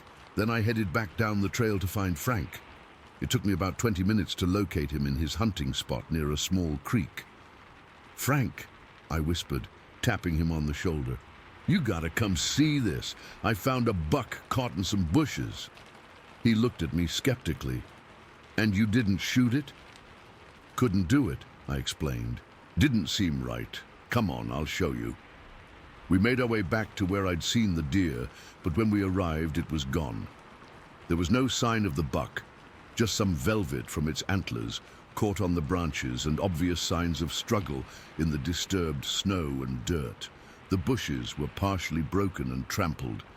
"It must have broken free," I said, feeling a mix of relief and disappointment. Frank looked annoyed. "You should have taken the shot, Preston. That's a wasted opportunity." I shrugged, not wanting to argue. We spent the rest of the morning hunting, but didn't see anything else worth shooting. As we were heading back to the truck around midday, I noticed something I hadn't seen before, a small opening in the hillside that had been at my back earlier. It looked like a cave entrance, partially hidden by brush and low-hanging branches. I made a mental note of it, but didn't investigate further. We had to get back as my sister was expecting us for a late lunch. The cave stuck in my mind, though. I've always been curious about such things. As a kid, I was always the one exploring abandoned buildings or crawling into drainage pipes. So a few days later, I mentioned it to my best friend Cameron while we were having beers at his place. "I found what looks like a cave entrance while I was out hunting," I told him. "Never noticed it before, even though I've hunted that area for years." Cameron's eyes lit up. He'd always been even more adventurous than me. "We should check it out," he said immediately. And that's how we ended up back at the hunting spot on a Tuesday afternoon, armed with flashlights, rope, and a sense of adventure that, in retrospect, was pretty foolish. It was still cold, but the snow had mostly melted, leaving the ground muddy and slick. I led Cameron directly to the spot where I'd found the opening. The cave entrance was small, about 2 feet high and 18 inches wide, hardly more than a crack in the limestone hillside. What made it interesting was the small stream, about 8 inches wide, flowing out from it. The water was crystal clear and ice cold. "You think it goes back very far?" Cameron asked, shining his flashlight into the darkness. "Only one way to find out," I replied. We lay down on our stomachs in the mud, shining our lights into the opening. The passageway seemed to extend back about 10 feet before opening up into what looked like a larger chamber. The stream ran along the bottom of the passage. "I'm going in," I said, already shimming forward on my belly. "Right behind you," Cameron replied. The passage was tight, uncomfortably so. My shoulders scraped against the rock walls, and the cold water soaked through my clothes. It smelled earthy and damp, with a faint metallic odor I couldn't quite place. After what felt like an eternity, but was probably only a minute or two, I emerged into a larger space where I could stand up. I got to my feet, brushing mud from my clothes as I shined my flashlight around. The chamber was about 15 feet high and maybe 20 feet across. The stream continued through it, disappearing into another passage on the far side. The walls were smooth limestone, with water trickling down in places, creating small, glistening formations. It was beautiful in an eerie sort of way. Cameron emerged from the passage behind me, whistling low as he took in our surroundings. "This is incredible," he said, his voice echoing slightly. "I bet nobody's been in here for years. Maybe ever." We spent a few minutes exploring the chamber, examining the formations and taking in the otherworldly feeling of being underground. Then I noticed the passage where the stream continued. "Let's see where that goes," I suggested, already moving toward it. This second passage was taller. We could walk hunched over rather than crawl, but it was narrower, forcing us to move sideways in spots. The stream flowed at our feet, occasionally pooling into deeper sections. We continued for maybe 30 yards, the passage twisting and turning. It was disorienting, and I quickly lost all sense of direction. We came to a point where the passage bent sharply to the left. I was in the lead, my flashlight pointing ahead as I rounded the corner. That's when it happened, the moment that's been burned into my memory for the past 40-plus years. As I directed my light around the bend, a large figure walked directly into the beam. The light illuminated a massive, hairy, bare-chested creature standing not 15 feet away from me. It was at least 7 feet tall, hunched because of the cave ceiling, with broad shoulders covered in dark, matted hair. Its face was partially shadowed, but I could make out deep-set eyes that reflected my flashlight beam, giving them an eerie glow. The creature froze in place, as startled by our presence as we were by its. My blood turned to ice. I couldn't move, couldn't breathe. Time seemed to stop as we stared at each other, this impossible thing and me. I remember noticing absurd details, how the hair on its chest thinned toward its stomach, the steam from its breath in the cold air, the way its massive hands had 5 fingers, just like a human's but larger, with thick, dirty nails. Finally, I managed to croak out, "Cameron, what the hell are we looking at?" I expected him to respond with shock or fear, but there was nothing, just silence. I turned to look behind me, and Cameron was gone. The passage was empty except for me and the creature, which still hadn't moved. Fear jolted through me like electricity. I backed up, never taking my eyes or my flashlight off the thing. It remained motionless, watching me. I continued backing up until I reached the bend in the passage. Then I turned and ran, or tried to run, as much as one can while hunched over in a narrow cave passage. I slipped on the whetstone, fell hard, dropping my flashlight. It rolled away, its beam spinning crazily around the passage walls before going out completely. I was plunged into absolute darkness. Panic gripped me. I scrambled forward on all fours, feeling my way along the passage, certain at any moment I would feel a massive hand grab me from behind. By some miracle, I made it back to the main chamber, where a faint light from the entrance passage provided just enough illumination to see. I practically dove into that tight crawl space, wiggling through it with desperate speed, scraping my back and elbows raw against the stone. When I finally emerged outside, I saw Cameron already at the tree line, running toward where we'd parked his truck. I shouted his name, but he didn't stop or look back. I sprinted after him, my lungs burning, my clothes soaked and muddy. I caught up to him at the truck. He was fumbling with his keys, his hands shaking so badly he couldn't get them into the ignition. "Did you see it?" I gasped, grabbing his shoulder. He flinched away from me. "See what? I don't know what you're talking about." "In the cave. That thing. That creature." Cameron wouldn't look at me. "I didn't see anything. I just got spooked by the dark and decided to get out. You must have imagined it." But I could see it in his face, the pale skin, the wide eyes, the trembling lips. He'd seen it too. He just couldn't admit it, even to himself. We drove back in silence. Cameron dropped me off at my place without saying goodbye, and we didn't speak about it again for years. Eventually, when I brought it up once, after we'd had a few too many beers, he just shook his head and said, "Preston, let it go. Some things are better left alone." I've thought about that day thousands of times since. I've read books on cave systems in Alabama, learned about the limestone formations that honeycomb parts of the state. I've studied reports of similar creatures, Bigfoot, Sasquatch, whatever you want to call them. I've even gone back to that hillside a few times over the years, but I've never been able to find the cave entrance again. It's like it vanished, or I somehow can't see it anymore. What makes the most sense to me is that the creature must have accessed the cave through another entrance, a larger one somewhere else in those hills. The passage we explored was likely just a small part of a much larger system. I've wondered if the deer I saw that morning had been running from the creature, getting its antlers caught in those bushes while trying to escape. I know how this sounds. I know most people reading this will think I'm making it up, or that I saw a bear, or that my mind played tricks on me in the darkness. But I know what I saw.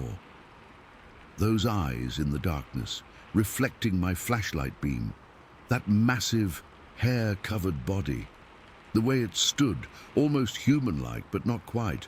I'm 69 years old now. I've been a rational, level-headed person my whole life.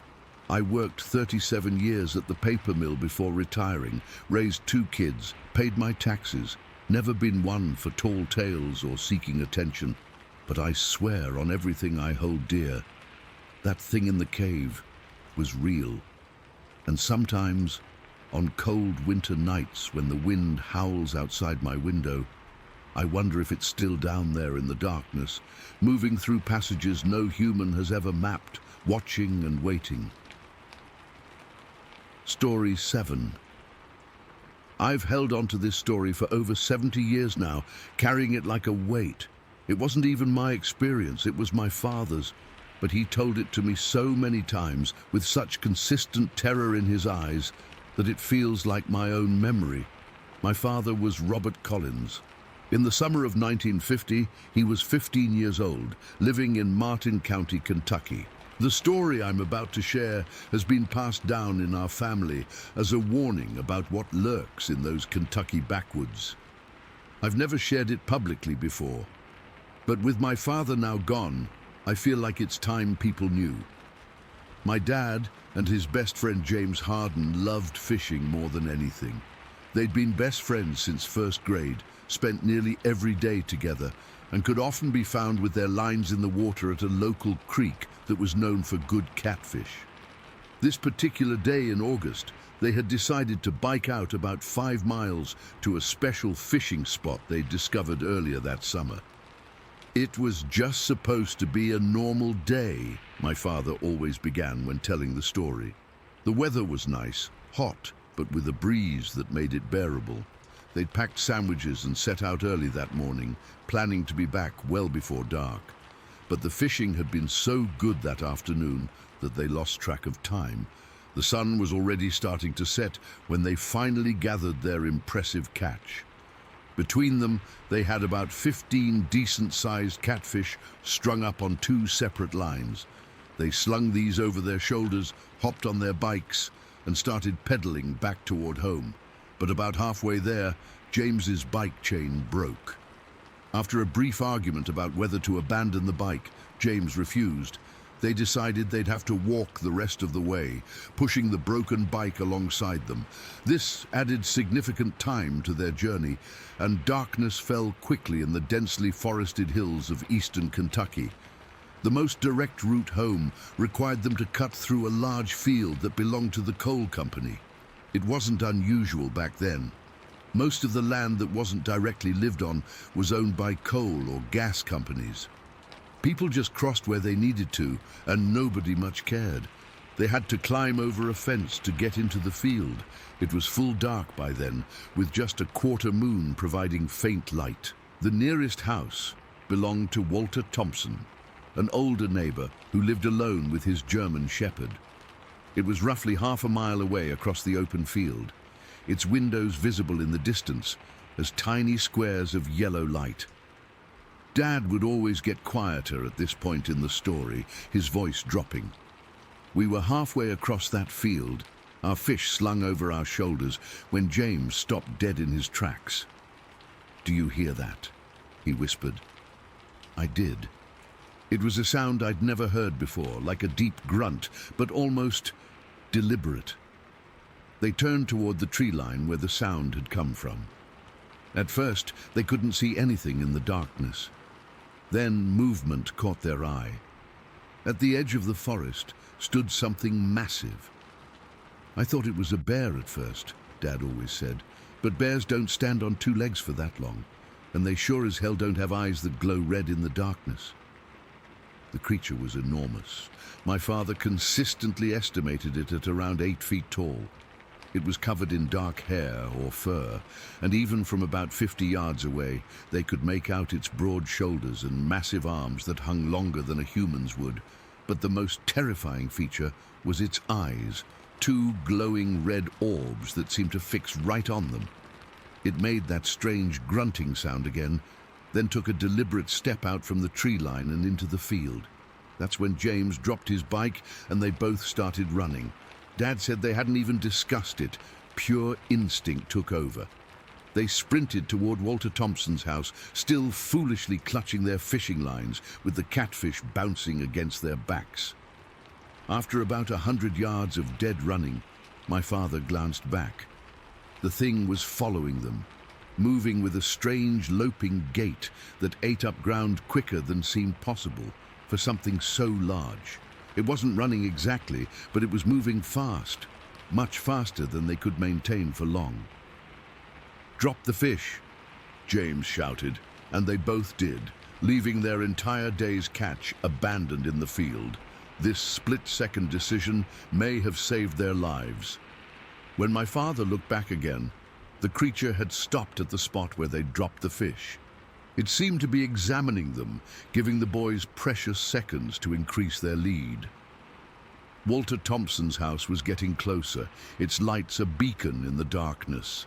They reached the front porch, screaming and pounding on the door. Walter was a Korean War veteran who lived alone since his wife had passed, and he came to the door with a shotgun in hand. "What in God's name are you boys hollering about?" he demanded. Between gasps for breath, they tried to explain what they'd seen. Walter was skeptical at first, thinking they were playing some kind of prank, but something in their genuine terror must have convinced him. He ushered them inside, locked the door, and peered out through the curtains. Walter's German shepherd Rex was in the yard where he typically stayed during the evening hours before Walter would call him in for the night. The dog was already on high alert, barking frantically toward the field. Walter whistled for him to come inside, but Rex was too agitated, continuing to bark and growl at something in the darkness. "I don't see anything out there," Walter said, squinting into the night. But he kept his shotgun ready all the same. My dad and James huddled in Walter's living room, too scared to look out the windows. Walter made them each a cup of hot chocolate, trying to calm them down, though his own tension was evident in how frequently he checked the windows and doors.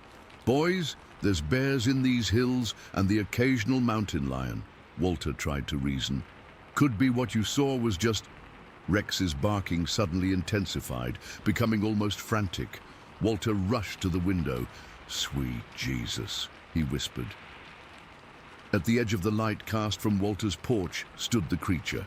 It was partially obscured by shadows, but its hulking form was unmistakable. Even at that distance, they could see those eerie red eyes reflecting the porch light. Walter pumped his shotgun. "Stay inside," he ordered as he positioned himself by the window. Rex was going absolutely crazy now, straining at the end of his chain as he barked at the intruder. For about 10 minutes, they watched as the creature seemed to observe the house, staying just at the edge of visibility. Then, as suddenly as it had appeared, it melted back into the darkness. But that wasn't the end of it. Throughout that long, terrible night, they caught glimpses of the thing circling the property. Sometimes they'd see those red eyes peering from different spots at the edge of the forest. Walter kept his shotgun ready, moving from window to window as the creature seemed to be looking for a way to approach. Around midnight, Rex's barking suddenly changed to frenzied growling. They heard the chain rattling violently, and Walter grabbed his flashlight, pointing it out toward the dog's shelter. The beam caught a massive, hair-covered back as the creature hunched over near Rex's doghouse. Walter immediately fired a shot through the window. The beast straightened up to its full height, turned to look at the house, those red eyes seemingly glowing brighter with what my father always described as rage, then disappeared into the tree line. Rex's barking had stopped. "Rex!" Walter called out, his voice breaking. There was no response, no barking, no movement. For the next few hours, they sat in terrified silence, jumping at every sound from outside. Walter refused to go check on his dog until daylight, knowing whatever had happened, it was too late to help Rex now. My father and James huddled together on the couch, too scared to sleep. Walter kept watch by the windows, occasionally firing a warning shot when he thought he saw movement near the house. As the first light of dawn finally broke through the trees, Walter cautiously opened the front door, shotgun raised. My father and James followed close behind, not wanting to be left alone in the house. The yard told a horrible story. All around the property were tracks, massive footprints that resembled a barefoot human's, but nearly twice the size. They were deeply impressed into the soil, suggesting whatever made them was extraordinarily heavy. When they reached Rex's doghouse, they found the chain had been snapped clean through. 20 feet away, behind some bushes, they found what remained of the German Shepherd. My father would never describe in detail what they saw, only saying that the poor dog had been torn apart and partially eaten. Walter dropped to his knees at the sight, his shotgun forgotten at his side. While Walter grieved for his dog, my father noticed something that made his blood run cold. The creature's tracks led directly to their dropped fishing lines. The fish were gone, every last one of them. But what terrified him most were the tracks that circled the entire house, passes the creature had made throughout the night looking for a way in. Near one window, they found deep scratches in the wooden siding, as if something with powerful claws had tested the strength of the wall. Walter called the county sheriff, who came out later that morning. The sheriff wrote it off as a bear attack, despite Walter's insistence that no bear walks on two legs all night or has eyes that glow red. The official report simply stated that a wild animal, likely a black bear, had killed Walter's dog. The tracks were photographed but dismissed as inconclusive. The sheriff suggested they were probably just distorted bear prints in soft soil. No one wanted to consider alternatives. In the days that followed, my father and James refused to go anywhere near that field again. They told their story to anyone who would listen, but most people wrote it off as the overactive imaginations of teenage boys. A few old-timers, though, nodded knowingly and shared whispered stories of their own strange encounters in those hills. Walter Thompson moved away less than a month later, unable to stay in the house after what happened. Before he left, he gave my father the shotgun, saying, Never go into those woods unarmed, boy. My father never did go fishing in that creek again. In fact, he left Martin County as soon as he graduated high school, moving to Lexington where he met my mother. He only returned to visit family and never stayed overnight if he could help it. James stayed in the area but refused to talk about what happened. When my father tried to bring it up years later, James cut him off, saying, "Some things are better left in the past, Bobby." They drifted apart after that. That part of Martin County remained largely undeveloped, owned mostly by coal and gas companies who only created occasional access roads through the wilderness. The vast stretches of undisturbed forest could hide just about anything, my father always said. I asked him once, when I was older, what he thought they'd seen that night. "People around here have names for it," he said quietly. "Some call it a Bigfoot or Sasquatch. The old-timers had their own names. Woodbooger, Wildman, or just that thing in the hills. I don't much care what you call it. I know what I saw, and I know it was watching us, hunting us." He paused then, looking out the window toward the hills. Those eyes weren't just animal eyes. There was something knowing in them, like it was thinking, planning. No bear has eyes like that. I've researched it over the years and found reports of similar creatures throughout Appalachia, large bipedal beings with descriptions matching what my father saw. Most mainstream scientists dismiss these accounts, but the people who live in these remote areas know there's something else sharing the forest with them. I'm 73 years old now, and I've never seen anything like what my father described. But I've never doubted his story either. The terror in his eyes when he talked about that night was too real, too consistent over the decades. Whatever was in that field in Martin County in 1950 is probably long gone now. But sometimes, when I visit the family homestead and look out at those dark forests, I can't help but wonder if something is looking back. And I understand why my father kept that shotgun by his bed until the day he died. Story 8. This happened back in October of 1953. I was just 6 years old, living in Casey County, Kentucky. It was a simpler time. No internet, no cell phones, just kids playing outside until the dinner bell rang. My best friend was Ronnie Joe Williams, who lived about a quarter-mile down the road from my family's place. His dad worked at the lumber mill, and his mom made the best apple cobbler in the county. That day was unusually warm for October. The leaves had started changing, painting the hills with reds and yellows, but the air still held that late summer warmth. My mom had dropped me off at Ronnie's house that morning since she had to go into town for supplies.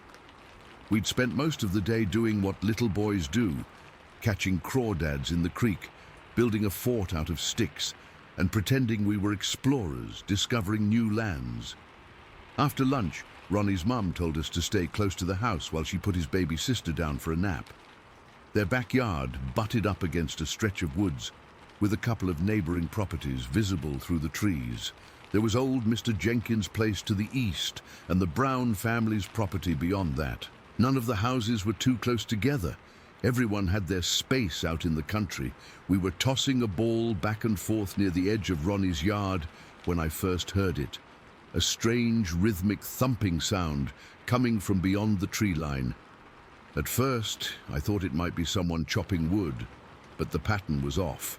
It was more like thump, thump, pause, thump, thump. "You hear that?" I asked Ronnie, freezing with the ball in my hands. He nodded, his eyes wide with curiosity. "Let's go see," he whispered excitedly. I hesitated. We weren't supposed to go into the woods without adults, but the sound was coming from the direction of the neighbors' properties, not deep in the forest. Besides, we wouldn't be going far, just to the edge of the trees to look. "Okay, but just for a minute," I agreed, the adventure of it overcoming my hesitation. We crept toward the tree line, the thumping getting louder. Moving slowly through the underbrush, we carefully pushed aside branches and stepped over fallen logs. The sound led us to the back of Mr. Jenkins's property, where a small clearing opened up behind his tool shed. What I saw there changed my life forever. About 25 yards away stood the tallest, strangest person I'd ever seen. Except it wasn't a person at all. The creature was massive. I'd guess around 7 or 8 feet tall, though at 6 years old, everything seemed giant. But this wasn't just adult-sized big. This was something else entirely. It was covered in dark brown hair, or fur, that hung in patches from its body. The hair was matted in some spots, especially around the shoulders and back. What struck me most was a lighter patch on its chest, almost grayish in color, forming what looked like a vest pattern against the darker fur. It was standing there, its back partially to us, doing something I still struggle to comprehend to this day. The creature had gathered several pieces of firewood from Mr. Jenkins' woodpile. It was holding one thick stick in its massive hand, using it to pound another stick into the ground like a makeshift shovel. Then it would use the embedded stick to turn over the soil, almost like it was digging for something. I remember being frozen, not with fear at first, but with absolute amazement. The creature's movements were so deliberate, so purposeful. It would dig, then pause, examine the turned soil, and sometimes pick something up and put it in its mouth. I realized it was finding grubs or roots or something to eat. Ronnie gripped my arm so hard it hurt, but neither of us made a sound. We just stood there, partially hidden by the edge of the tree line, watching this impossible thing using tools to find food. Even at 6, I understood I was seeing something extraordinary. Not just a monster or wild animal, but a thinking creature using tools like a person would. After what felt like forever, but was probably less than a minute, the creature straightened up. That's when I noticed its full size and build. Its arms hung much lower than a human's would, with massive hands ending in dirty, thick fingernails that looked more like claws. They weren't pointed like animal claws, but were thick and rounded, almost like human nails that had grown too long and hardened. The creature turned slightly, giving us a partial view of its face. I'll never forget that face, as long as I live. It wasn't human, but it wasn't exactly animal either. The face was broader than a person's, with a pronounced brow ridge that shadowed deep-set eyes. I couldn't see the color clearly, but they seemed dark. Its nose was wide and flat, and when it opened its mouth to put something in it, I saw large teeth that looked yellowish. Then everything changed in an instant. The creature suddenly stopped what it was doing and stood completely still. It lifted its nose slightly, and I realized with horror that it was sniffing the air. Then it slowly turned its massive head in our direction. Our eyes met. I'm certain of it. This wasn't just a creature looking in our general direction. It saw us specifically.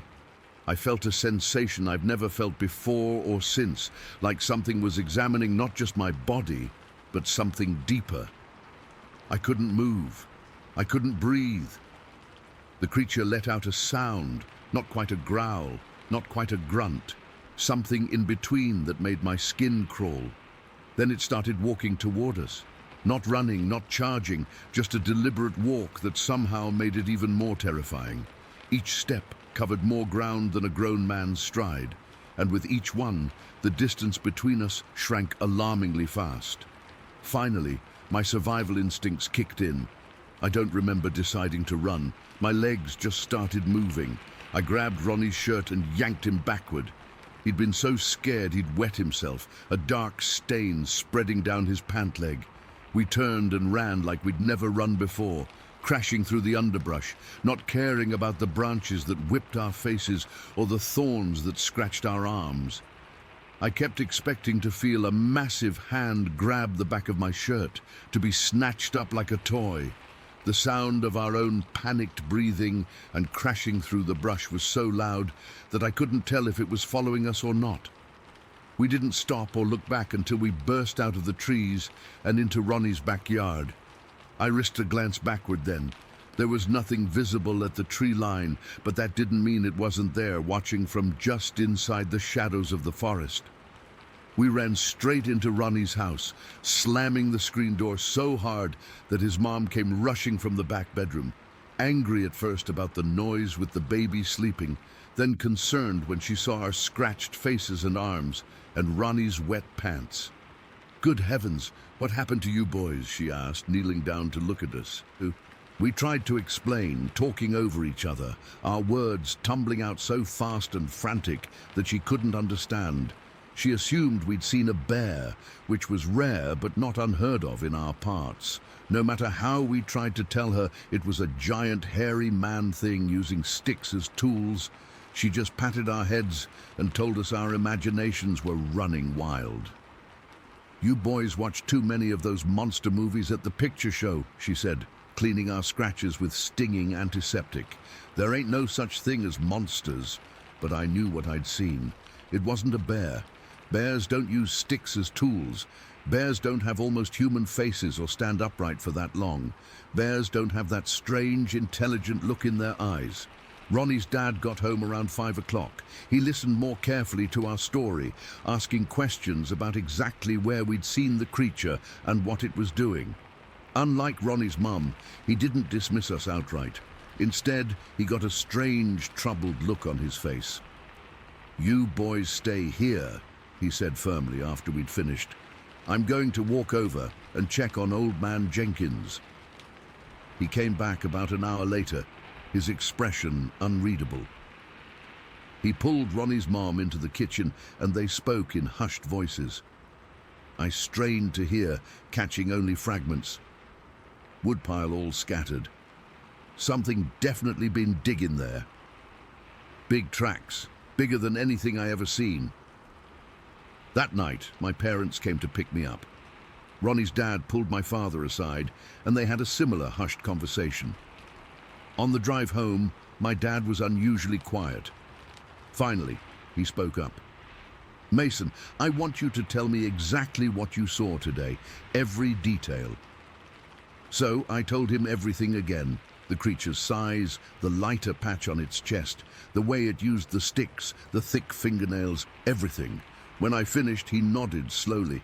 "I want you to listen to me carefully," he said, his voice more serious than I'd ever heard it. "You're not to go back in those woods alone, understand? Not ever. And don't go telling this story around school or town. People won't understand." "But Dad, what was it?" I asked. He was quiet for so long I thought he wouldn't answer. "Some things don't have easy names or explanations, son," he finally said. "But you're not the first person around here to see something like that." Over the next few weeks, pieces of information trickled to me through overheard adult conversations. Mr. Brown, who lived about 3 miles from us, came over one evening to talk to my father. I was supposed to be in bed, but I snuck to the top of the stairs to listen. Mr. Brown was saying he'd seen similar creatures twice in his lifetime, once as a young man hunting in 1924, and again just last year while checking his fences at dusk. He described the same kind of creature, massive, hair-covered, with that distinctive lighter patch on the chest. I also heard about the Miller children, 3 kids who had been playing in their family's barn about a month before our encounter. According to what their father told mine, they'd been up in the hayloft when something huge walked into the barn below. It stood in the doorway, looking around, then left without approaching them. Their description matched what Ronnie and I had seen. The strangest part came about a week after our encounter. My dad and some other men from the area went back to where Ronnie and I had seen the creature. They found the disturbed soil and scattered woodpile, but they also found something else. Deep impressions in a muddy patch nearby that my father would only describe as footprints bigger than any man's could be. That night, I overheard my parents talking in low voices in the kitchen. "You know the Logans over in Greene County had their entire garden dug up last month," my mother was saying. "Everyone thought it was raccoons, but maybe, my father agreed. Folks have been seeing these things in these hills for generations. My granddaddy used to talk about the wild men in the deep hollows, said they were here long before us, and they'll be here long after." Some nights after that, I'd wake up to strange noises outside, knocking sounds from the edge of the woods or something heavy moving around our trash cans. My dad started keeping our hunting dogs closer to the house at night, and he reinforced the locks on our doors and windows. The weeks passed, and eventually winter set in. The sightings and strange noises stopped with the first heavy snow. Life gradually returned to normal, though Ronnie and I never played near the woods alone again. I'm an old man now, and Ronnie passed years ago. Most of the people who knew about what happened that day are long gone. I've spent decades researching, trying to make sense of what I saw. I've heard these creatures called many names: Bigfoot, Sasquatch, wild men, wood apes. I don't know what they really are, but I know what I saw. What still haunts me most isn't the creature's appearance or size, but the intelligence I saw in its eyes and the way it used those sticks as tools. That wasn't just an animal acting on instinct. There was purpose there, problem solving. Sometimes I wonder if it was as surprised to see us as we were to see it. Two species sharing the same land, but rarely crossing paths. I've never gone public with this story before today. Back then, in 1953, you didn't talk about such things unless you wanted people to think you were crazy. Even now, I hesitate to share this, but I'm getting older, and some stories shouldn't be lost. I still live in Kentucky, though not in Casey County anymore. Sometimes, when I visit my grandchildren and we walk in the woods behind their house, I catch myself scanning the trees, looking for movement, listening for that distinctive thumping sound. And sometimes, just sometimes, when the wind is still and the forest is quiet, I could swear I hear something moving out there among the trees, watching and waiting, just like it did all those years ago. Story 9.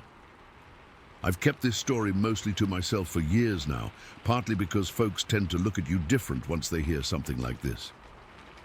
Being a Baptist minister in a small Kentucky community means people expect you to be the voice of reason, not the one telling tales that sound straight out of a campfire story.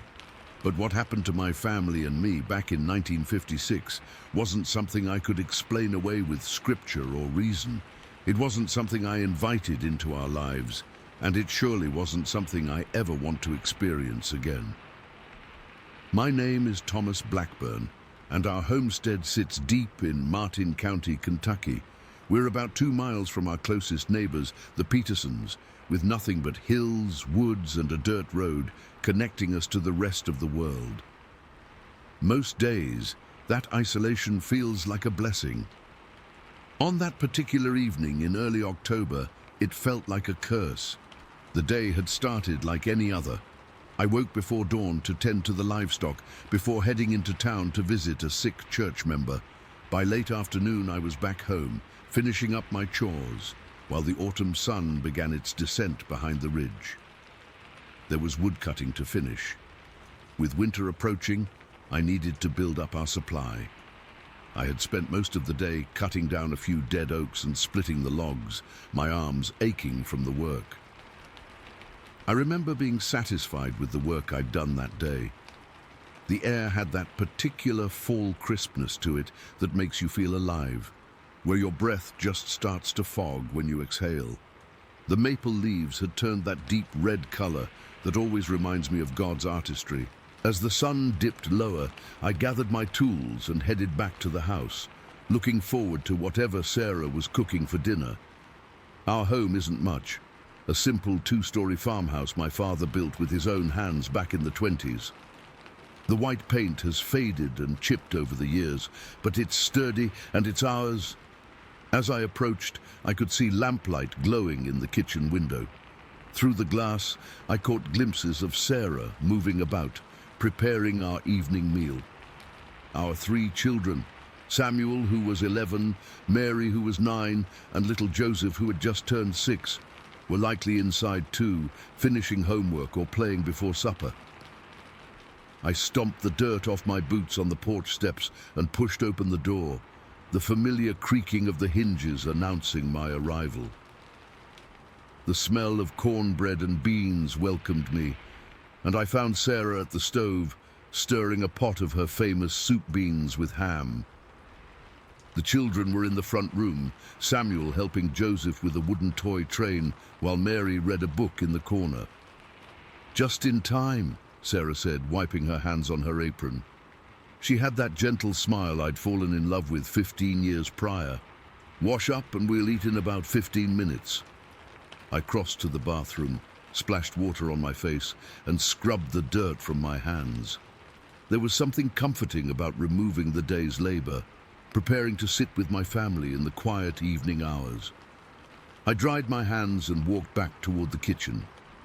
That's when I felt it, a sudden and unexplainable sensation that made the hair on my arms stand straight up. It was like someone had dropped an ice cube down my collar.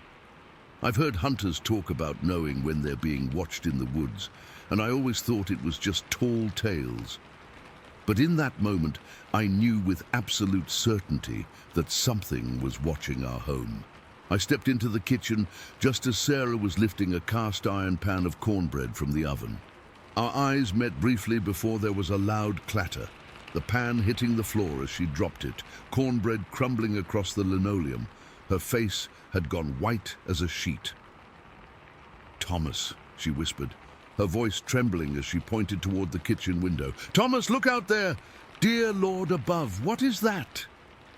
I moved to where she stood, following her gaze up the hillside behind our property. About 75 feet away, just at the edge of where the forest began climbing up the slope, stood something I couldn't immediately identify. The setting sun cast long shadows across the land, but this thing was clearly visible, standing upright between two large oak trees. "Children, come here," I called, keeping my voice as steady as possible. I heard their footsteps behind me, and I put my arm out to stop them from getting too close to the window. "What is it, Daddy?" Mary asked, trying to peek around me. "Samuel, take your brother and sister to the living room," I said without taking my eyes off the hillside. "Sarah, bring me my gun, the rifle and the shotgun both." Sarah hesitated, her eyes wide with fear. "Thomas, what is it? Is it a bear?" I'd seen plenty of black bears in these hills over the years. What stood watching us was no bear, at least not like any I'd ever encountered. "Just get the guns, please," I said, my voice tighter than I intended. As Sarah hurried to retrieve my firearms from the cabinet in our bedroom, I stood transfixed at the window. The creature hadn't moved. It stood perfectly still, just watching. Even from this distance, I could make out features that sent chills through my body. It stood on two legs like a man, but much taller. I'd guess around 8 feet if I had to put a number to it. Its body was covered in what looked like thick brown fur or hair, matted in some places. But its face, God help me, its face was the worst part. It wasn't fully animal. It had a distinctly human-like quality to it, though distorted and wrong in ways I struggle to describe even now. And its eyes. Even from that distance, I could see its eyes reflecting the dying sunlight with an unnatural reddish glow. Whether that was just the sunset playing tricks or something else, I couldn't tell you, but those eyes seemed to lock directly onto mine, as if it knew I was watching it just as intently as it watched us. Sarah returned with my grandfather's Winchester rifle and my shotgun. The children had huddled together in the doorway between the kitchen and living room, sensing the tension but not understanding its source. "Take the children into the back bedroom," I told Sarah, keeping my voice low and calm despite the hammering in my chest. "Stay there until I call for you." "What about you?" she asked, her voice barely above a whisper. "I'm going to stay here and watch it," I replied. "I need to know what it does." "Shouldn't we call someone?" she asked, clutching Joseph to her side. "Maybe the sheriff?" I almost laughed at that. Our telephone had been out for 3 days, something about a line down closer to town. The repairman wasn't scheduled until Monday, and even if we could call, Sheriff Miller was at least 30 minutes away if he happened to be in his office at all. "We're on our own for now," I said. "Just keep the children calm. I don't think it means to come any closer." But even as I said those words, the creature moved. It took 2 lumbering steps forward, then stopped again. My breath caught in my throat, and I tightened my grip on the rifle. But then it did something I never expected. It walked over to a tree stump where I'd cut down a dead oak just last week, and it sat down. It sat down like a person would, knees bent, back straight, hands resting on its thighs. Nothing about the way it moved resembled a bear or any other four-legged animal. This was something else entirely. "Thomas," Sarah whispered from behind me, "what is it doing?" "It's sitting," I said, not believing my own words. "It's just sitting and watching us." Is it a person? Some kind of joke?" Her voice quavered. "No," I said firmly. "No person could look like that, and no one around here would play a joke like this." I thought about the stories Mr. Collins had told last month after church, tales his grandfather had passed down from the early settlers about wild men in these hills. Things that walked like men but weren't men. At the time, I'd smiled politely and changed the subject. Such stories weren't befitting Sunday conversation, especially for a minister. Now, with something impossible sitting 75 feet from my kitchen window, those dismissed tales came rushing back with terrible clarity. The sun continued its descent, shadows lengthening across our yard. The creature remained seated on the stump, motionless except for the occasional slight turn of its head. It was studying us, I realized, watching our movements through the window just as we watched it. "Daddy," Samuel had crept up beside me, ignoring his mother's attempts to keep him back. "Is that the boogeyman?" I put my hand on his shoulder, wanting to reassure him, but unable to find comforting words that wouldn't be lies. "No, son, I don't know what it is, but it's staying out there, and we're safe in here." "Why don't we get in the truck and go to Grandma's?" he asked, the simple logic of a child making me wish desperately that we could do exactly that. "The truck's in town being fixed, remember?" I reminded him gently. Our only vehicle was at Mitchell's garage getting a new carburetor, and I'd borrowed Deacon Williams' truck to get home earlier. He'd picked it up just before dinner, leaving us stranded. As darkness fell completely, we lost sight of the creature. One moment it was a shadowy silhouette against the darkening tree line, and the next it had vanished into the black of night. But something in my gut told me it hadn't left. The feeling of being watched remained, prickling at the back of my neck. "I can't see it anymore," Sarah said, finally joining me at the window. "Do you think it's gone?" "I don't know," I answered honestly. "But I want you and the children to go to our bedroom. Lock the door and push the dresser in front of it." "What about you?" The fear in her eyes nearly broke me. "I'm going to stay here. Keep watch through the night," I said, checking that both firearms were loaded. "I'll call if I need you."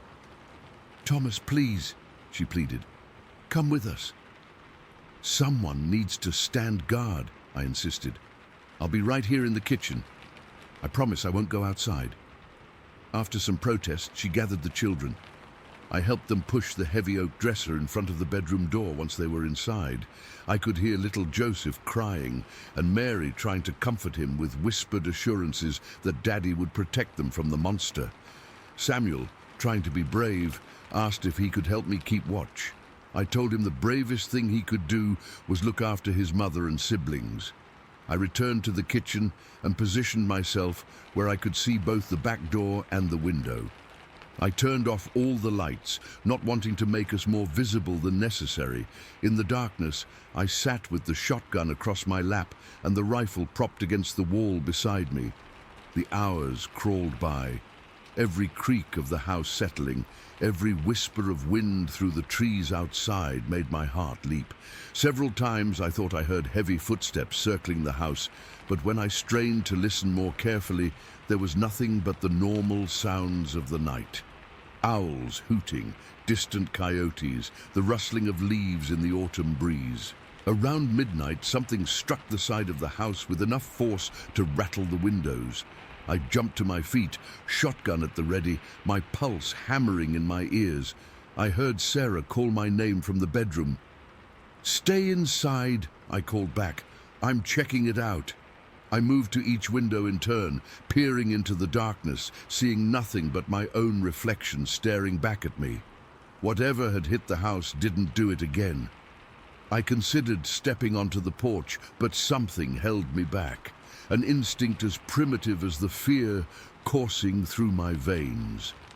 Around 2 in the morning, the scratching began. Faint at first, like branches against the siding, but gradually becoming more deliberate.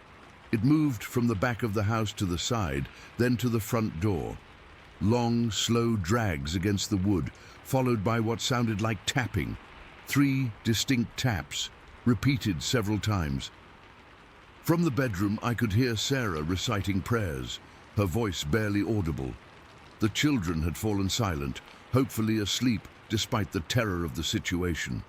I remained rooted in place, sweat beading on my forehead despite the chill in the air. My fingers ached from gripping the shotgun too tightly. The scratching stopped abruptly.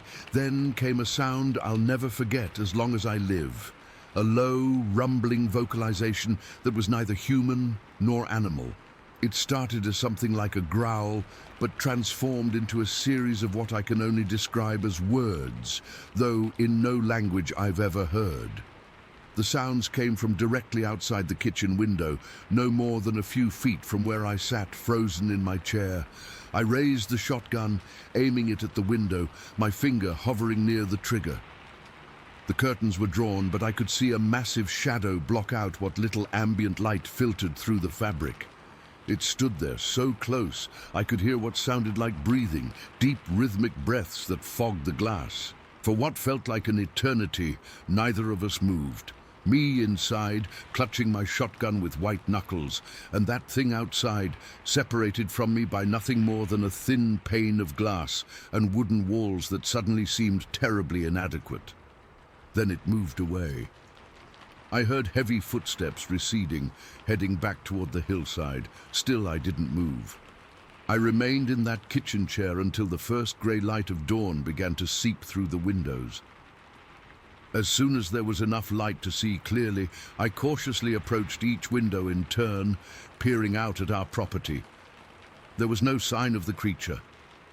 The hillside stood empty, the forest beyond silent and still in the early morning light.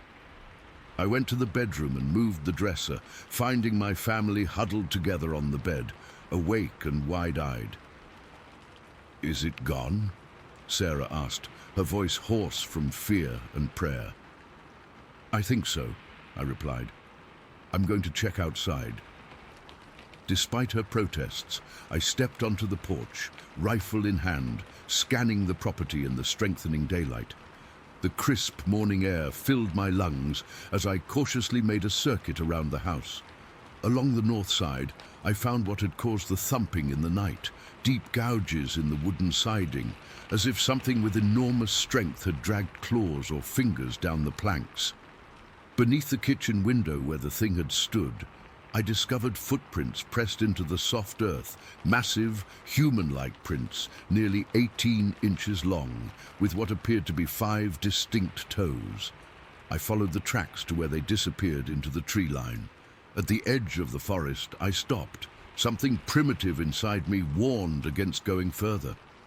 Whatever had visited us in the night had returned to those ancient woods, and some things are better left unpursued. When Deacon Williams came by later that morning to check on us, a blessing I attribute to divine intervention, he found me sitting on the porch steps, rifle across my knees, staring at the hillside. He drove us all into town, where we stayed with Sarah's sister for a week, while I arranged for a telephone to be installed properly and purchased a used truck from a congregant. We never spoke publicly about what happened that night. In a small town like ours, a minister claiming to have seen some sort of creature would have led to ridicule at best, questions about my fitness to lead at worst. But privately, I confided in a few trusted friends. Old Mr. Collins nodded knowingly when I described the encounter, saying simply, "They've been in these hills longer than us, Reverend. They usually keep to themselves." In the 67 years I've lived in these mountains, I've never again experienced anything like that night. But occasionally, when I'm working the far edges of our property, I'll find strange tracks or hear unusual sounds carrying down from the higher ridges. Sometimes, on quiet evenings, when the sun is setting behind the hills, I feel that same sensation of being watched, and I gather my tools and head inside before darkness falls completely. I don't know what visited us that October evening so long ago. I don't know why it came or why it left without harming us. But I know what I saw, what my family saw. And I know that there are things in this world that defy easy explanation. Things that remind us that for all our progress and understanding, we are still just visitors in wild places that harbor ancient secrets. Story 10. The weather was typical. Mainfall, cold enough that I could see my breath inside the cab, and the heater in my old Jeep was barely keeping up. I'd taken Strickland Ferry Road as a shortcut, which looking back might not have been the smartest move. It was a narrow, winding road that cut through some dense forest, but I'd driven it dozens of times before and knew every curve. It was around 10:30 at night when it happened. I remember checking my watch not long before, calculating if I'd make it home in time to catch the tail end of Johnny Carson. The road was pitch black, except for my headlights. There wasn't another car in sight, and the only sounds were my engine and the occasional crunch of leaves when my tires would hit the shoulder. I was coming around a bend, going maybe 40 miles per hour, not too fast, because there were always deer in the area, when my headlights caught something standing in the middle of the road. My first thought was that it was a moose. We get them all the time up here in Maine, and they're big enough to total your vehicle if you hit one. I hit the brakes hard, and the Jeep skidded a bit before coming to a stop about 30 feet away from whatever it was. At first, I couldn't make sense of what I was seeing. It was standing upright, which immediately ruled out a bear or a moose. For a split second, I thought maybe it was someone in dark clothes just standing there. But as my eyes adjusted, and with my headlights shining right on it, I realized I was looking at something I'd never seen before. This thing was massive, easily 7 feet tall, maybe even 7.5. It had a bulky frame covered in what looked like dark brown or black hair. Not fur exactly, more like long hair that hung from its body. Its shoulders were incredibly broad, probably twice as wide as mine, and I'm not a small guy. I've worked lumber my whole life, and this thing made me look like a child in comparison. My hands started shaking on the steering wheel. I remember gripping it so tight my knuckles went white. I couldn't take my eyes off this thing. It wasn't a bear. I've seen plenty of bears in my day, and none of them stand perfectly upright like a human for more than a few seconds. This thing was standing there, balanced on 2 legs, completely comfortable, like that was its natural position. The way it was standing there, it was almost like it was waiting for me, not moving, just staring at my Jeep. I didn't know what to do. Part of me wanted to throw the Jeep in reverse and get the hell out of there, but my curiosity kept me frozen in place. I'd heard stories from other drivers and loggers about strange sightings in the woods, but I'd always dismissed them as tall tales, fueled by long nights and too much whiskey. After what felt like forever, but was probably only 15 or 20 seconds, I decided to try and scare it off. I tapped on the gas a bit, making the engine rev, thinking it would run off like any animal would.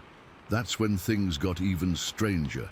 Instead of running away, this thing began walking toward me, not charging, not rushing, just a deliberate walk straight toward my Jeep. I can't explain the feeling that washed over me. It wasn't just fear. It was something deeper, more primal.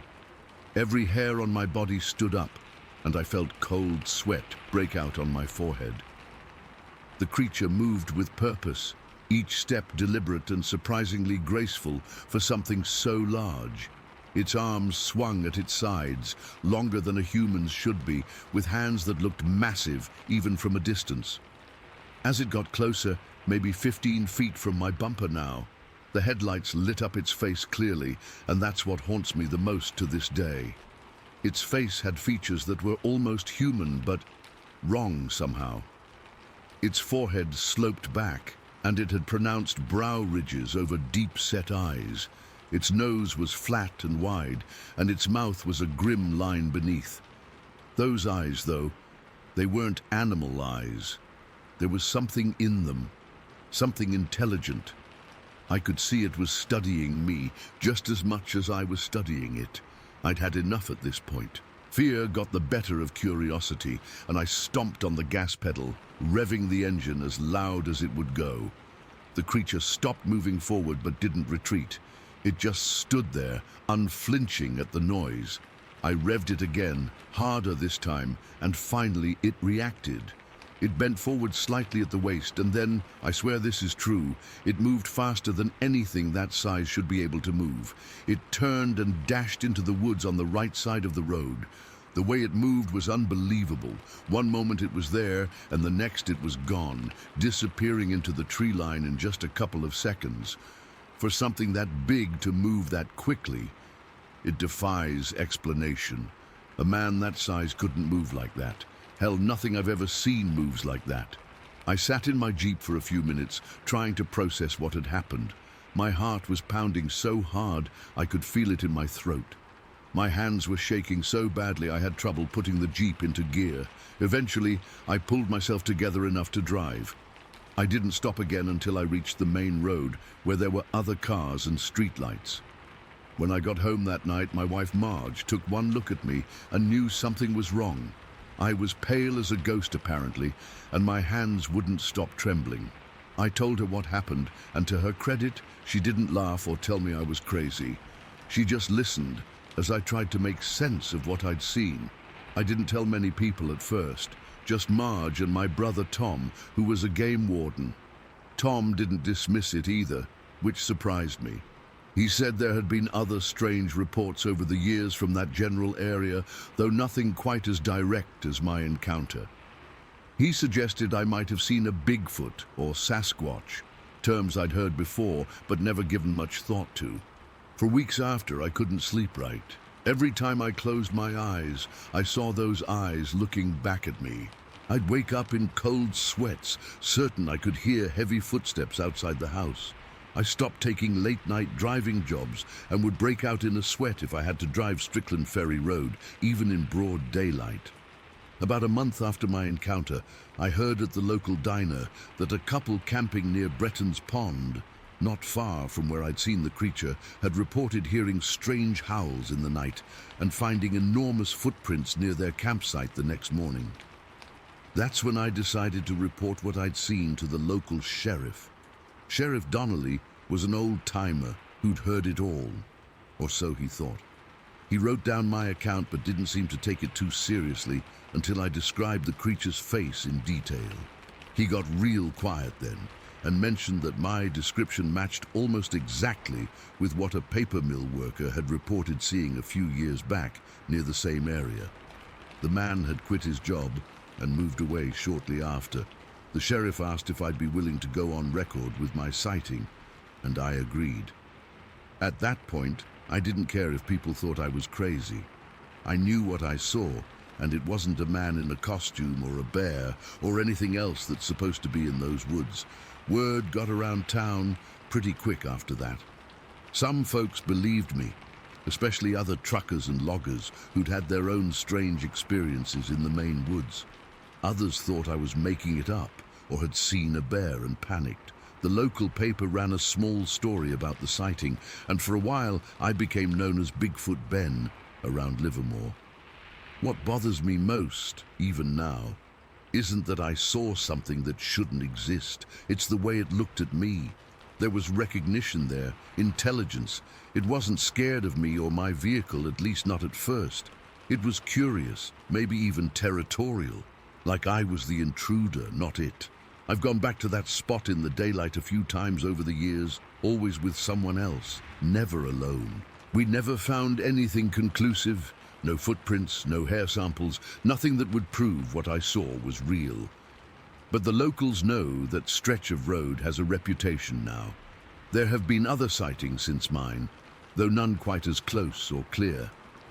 Some university professor from Orono contacted me a few years after it happened, asking all sorts of questions about what I saw. He showed me pictures of gorillas and asked if that's what it looked like. It wasn't. Not exactly. This thing was built different, moved different. It wasn't a gorilla or any other animal I've ever seen in a book or zoo. I still drive trucks occasionally, though I'm mostly retired now. I still avoid that road at night, and I keep a high-powered flashlight in my vehicle at all times. Some nights, especially in the fall when the air gets crisp and the leaves start to turn, I'll be sitting on my porch and catch myself staring into the tree line, wondering if it's out there, watching, wondering if it remembers me the way I remember it. The encounter lasted less than a minute of my life. That's it. Maybe 45 seconds total from the moment I first saw it until it disappeared into the woods. But those seconds changed how I see the world. They made me question what else might be out there that we don't understand or acknowledge. I've heard all the theories over the years that Bigfoot is some kind of missing link, an undiscovered ape, or even something supernatural. I don't know what it was, and I'm not sure I want to know anymore. All I know for certain is what I saw that night on Strickland Ferry Road, and it wasn't something that's supposed to exist in the forests of Maine or anywhere else. Sometimes I wonder if I should have tried to follow it, or if I should have taken a picture somehow. But in that moment, all I wanted was for it to go away and for me to get home safely. Looking back, I think that was the right call. Whatever that creature was, it was powerful enough to tear my Jeep apart if it wanted to, let alone what it could have done to me. The strangest part is that I don't feel special for having seen it. I feel marked somehow, like I glimpsed something I wasn't supposed to see, something that's been there all along, living alongside us, just out of sight. It makes me wonder how many other impossible things are out there, just beyond the reach of our headlights. I'm an old man now, and I've told this story so many times that sometimes it almost feels like it happened to someone else. But then I'll be driving at night, and the shadows in the tree line will shift just so, and my hands will start to shake on the steering wheel again, and I know deep down that what I saw was real. That night in November 1970 taught me that the world is bigger and stranger than we allow ourselves to believe. And sometimes, just sometimes, the impossible stands right in front of your headlights, staring back at you with eyes that understand more than they should.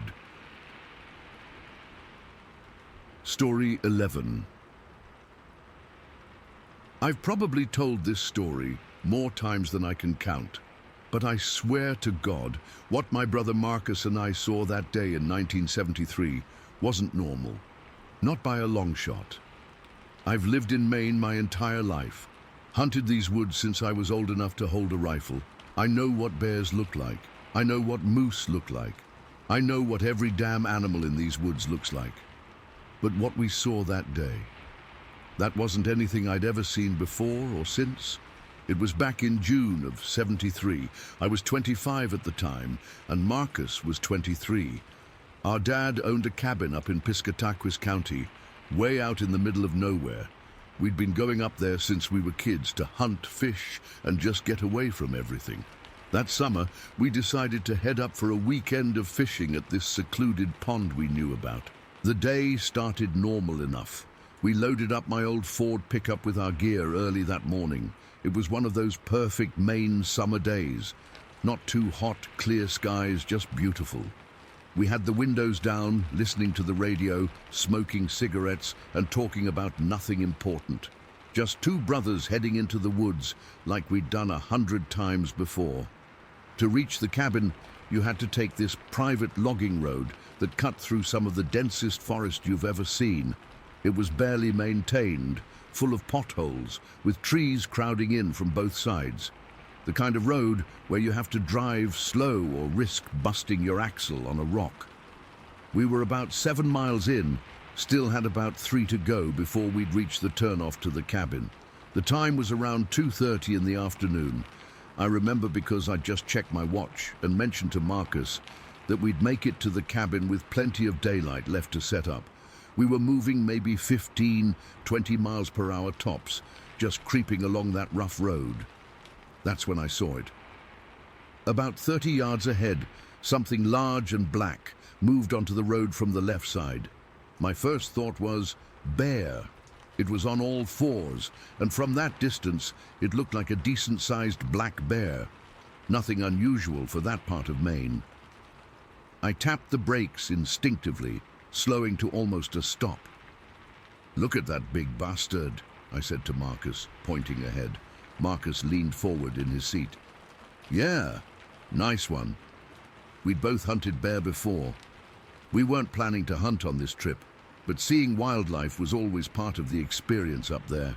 So we slowed down, watching it, expecting it to amble across the road and disappear into the trees on the other side. That's not what happened. As it reached the middle of the road, the thing did something that made my blood run cold. It stood up. Not like a bear stands up. This was different. It just smoothly rose up onto two legs. And then it started running, on two legs, like a person. "What the hell?" Marcus said, his voice suddenly tight. The creature, and I don't know what else to call it, moved with a fluidity that was unnerving. Its arms swung by its sides, just like a human runner's would. Not like the awkward two-legged shuffle a bear does for a few seconds. This thing was sprinting across the road and into the trees on the right side. I hit the brakes hard, and we both just sat there, watching. Right before it disappeared into the tree line, it did something that still gives me chills when I think about it. It turned its head and looked back at us, over its shoulder, just like a person would. Those few seconds felt like minutes as we stared at each other. Its face was dark, covered in the same black hair as the rest of its body. I couldn't make out details from that distance, but I know it was looking right at us. It had a purpose to that look. It was aware. It knew we were watching it. Then it was gone, crashing through the underbrush. Neither of us said anything for a good 30 seconds. I could hear my heart pounding in my ears. Finally, Marcus broke the silence. "Did you see that?" he asked quietly. "Yeah," I managed to say. "That wasn't a bear." "No, it wasn't." I put the truck in park and we both just sat there, staring at the spot where the thing had disappeared. My hands were shaking on the steering wheel. "Should we go look?" Marcus asked. Part of me wanted to get the hell out of there, just drive straight to the cabin and lock the doors, but curiosity got the better of us. We were hunters after all. Tracking and identifying animals was something we'd done our entire lives. "Yeah," I said. "Let's take a quick look." We both got out of the truck slowly. I grabbed the .30-06 from behind the seat just in case. It wasn't loaded, but it made me feel better having it in my hands. Marcus picked up a heavy flashlight we kept in the glove compartment, though it was still full daylight. The forest was dead quiet as we approached the spot where the creature had crossed the road. No birds calling, no squirrels chattering. Just silence. That's not normal. In the Maine woods, there's always some kind of sound. The silence was almost as unsettling as what we'd seen. We found where it had entered the forest on the right side of the road. The underbrush was trampled down in a clear path. Something big had definitely gone through there, and recently. "Look at this," Marcus said, pointing at the ground.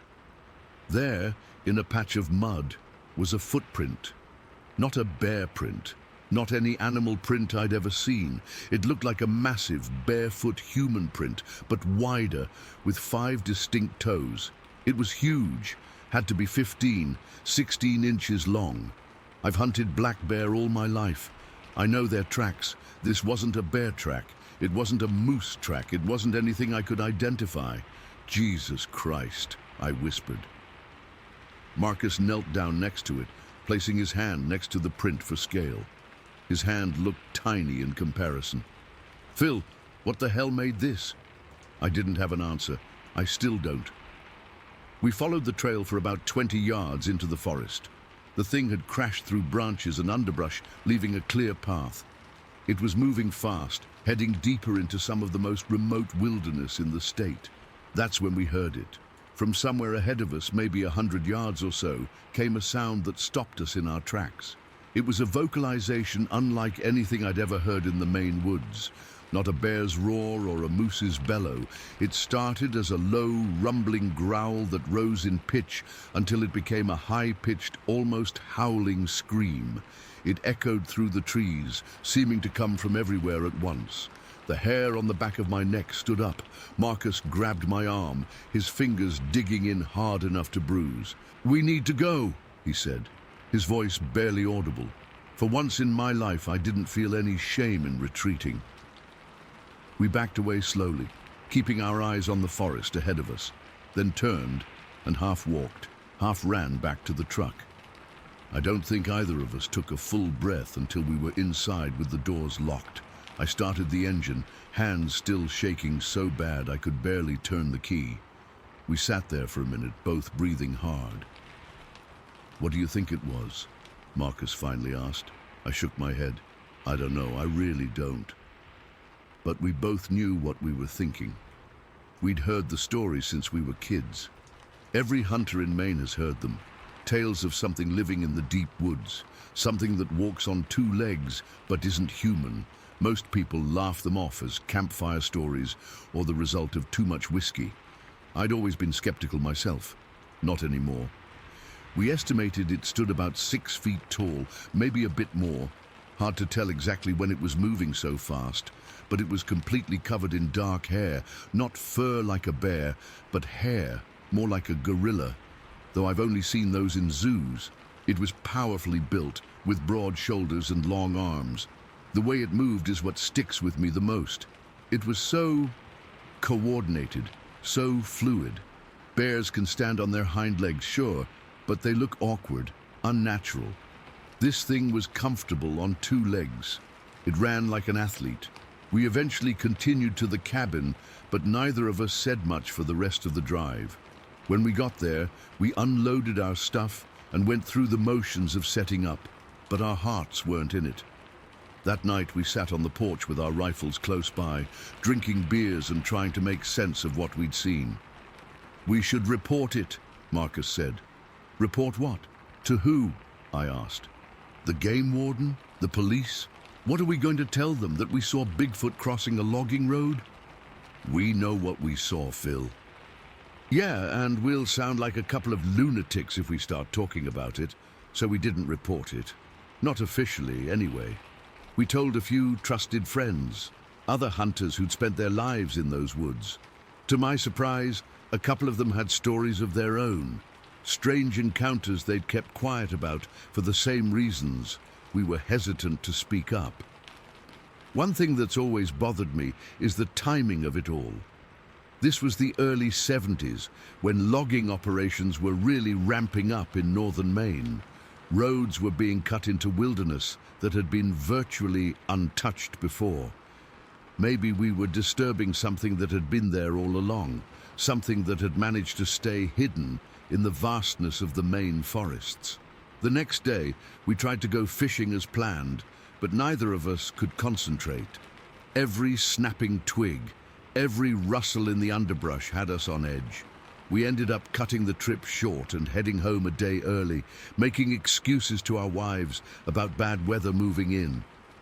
For weeks afterward, I had trouble sleeping. I'd wake up in the middle of the night. The image of that thing turning to look at us burned into my mind. The way it moved, the awareness in that look, the sound of that scream echoing through the trees. I've been back to that cabin many times since then. My brother and I still fish and hunt in those woods. But we never go alone anymore, and we're always watching the tree line, always listening for sounds that don't belong. I know what people will think reading this, that we were mistaken or that we made it up. I get it. I'd probably think the same thing if I hadn't been there, but Marcus and I know what we saw that day. We're experienced outdoorsmen. We've spent our lives identifying and tracking animals in the Maine woods. What crossed that logging road in June of '73 wasn't any animal we knew. Over the years, I've read about other sightings in Maine and across the country. Some of the details are remarkably similar to what we experienced. The fluid bipedal movement, the arm-swinging gait, the way it looked back. I've talked to other hunters, loggers, and people who spend time in the deep woods. There are more stories out there than most people realize. Most folks just keep quiet about them, like we did for a long time. I'm 67 now. Marcus is 65. We still talk about what happened that day, still try to make sense of it. We never got a clear photo or any concrete evidence beyond that single footprint in the mud. Just our experience and the certainty of what we saw. I don't know what that creature was. I don't know if it's still out there in the Maine woods. But I do know this. There are things in this world that defy easy explanation, things that exist in the shadows of our understanding. And sometimes, if you venture far enough into the wilderness, you might just catch a glimpse of them. Just be careful what you wish for. Some mysteries are better left unsolved. Story 12. I still can't truly process what I saw that summer day. It's been nearly 50 years, but the memory has never faded. I've gone over it countless times in my mind, trying to make sense of something that defies explanation. It was a warm July afternoon in 1973. School had been out for a few weeks, and I was enjoying my summer break. I taught third grade at Stillwater Elementary in Old Town, and those first few weeks of summer were always my time to decompress. I was 32 then, had been teaching for almost a decade already. That particular day, I was driving south on Interstate 95 through Penobscot County. I remember it was around 4 in the afternoon. The sun was still high, and traffic was light. I was headed to Bangor to meet my sister for dinner and some shopping. We did this every couple of weeks during summer break, our little tradition. The radio was playing some forgettable pop song, and I had the windows cracked just enough to feel the breeze without messing up my hair. I wasn't in any particular hurry. The speed limit had just been reduced to 55 that year because of the oil crisis. But honestly, I was just cruising along, enjoying the drive. That stretch of I-95 was relatively new back then. They'd only finished building it through that section of Maine a few years earlier. The forest pressed in close on both sides of the highway, thick pine and spruce, the kind of dense woods Maine is known for. I always loved driving through it, watching the sunlight filter through the trees. I'd just passed the Howland exit, still about 20 miles or so north of Bangor. The road was pretty straight there, which gave me a clear view ahead. That's when I saw it. At first, I thought my eyes were playing tricks on me. About 100 yards ahead, something large and dark was moving across the southbound lanes. My lanes. I instinctively eased off the gas, thinking it might be a moose. We see them all the time in Maine, and they're incredibly dangerous on highways. They're tall enough that if you hit one, their body crashes through your windshield. But within seconds, I realized it wasn't a moose, not even close. Whatever this was moved on 2 legs. It strode across the road with purpose, not running exactly, but moving with a smooth, deliberate gait that covered ground quickly. It was upright like a person, but much, much larger. I started slowing down more significantly now, from 55 to probably 30 in just a few seconds. There were no other cars immediately around me, thank God, or I might have caused an accident with how suddenly I decelerated. As I got closer, maybe 50 yards away now, I could make out more details. The creature was covered in dark hair, either black or a very deep brown. It's hard to be certain about the color because the forest backdrop was shadowy and everything happened so fast. But I remember thinking it looked like a gorilla. Then immediately my brain rejected that thought. A gorilla? In Maine? That made absolutely no sense. But what other explanation was there?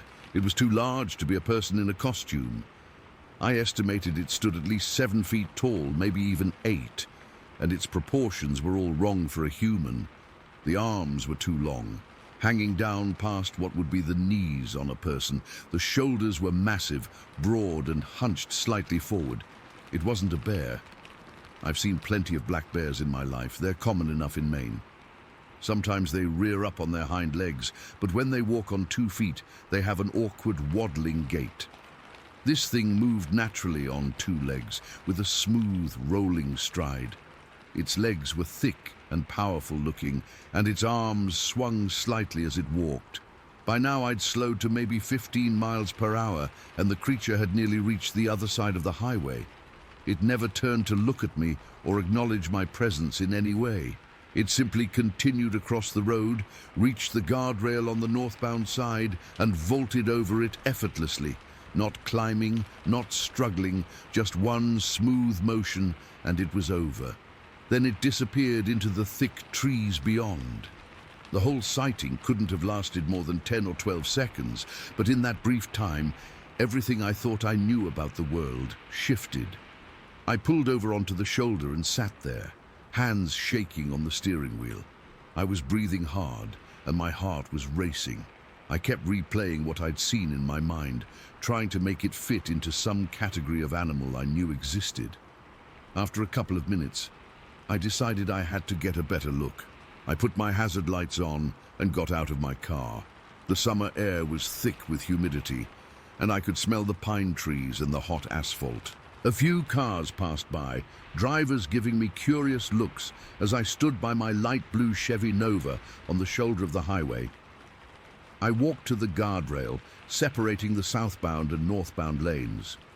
Traffic was still light, so I wasn't worried about crossing. I peered across the northbound lanes to where the creature had disappeared into the woods. The undergrowth was thick there, ferns and bushes and young trees, growing densely beneath the taller pines. I couldn't see anything moving. It was as if the forest had swallowed whatever I'd seen without a trace.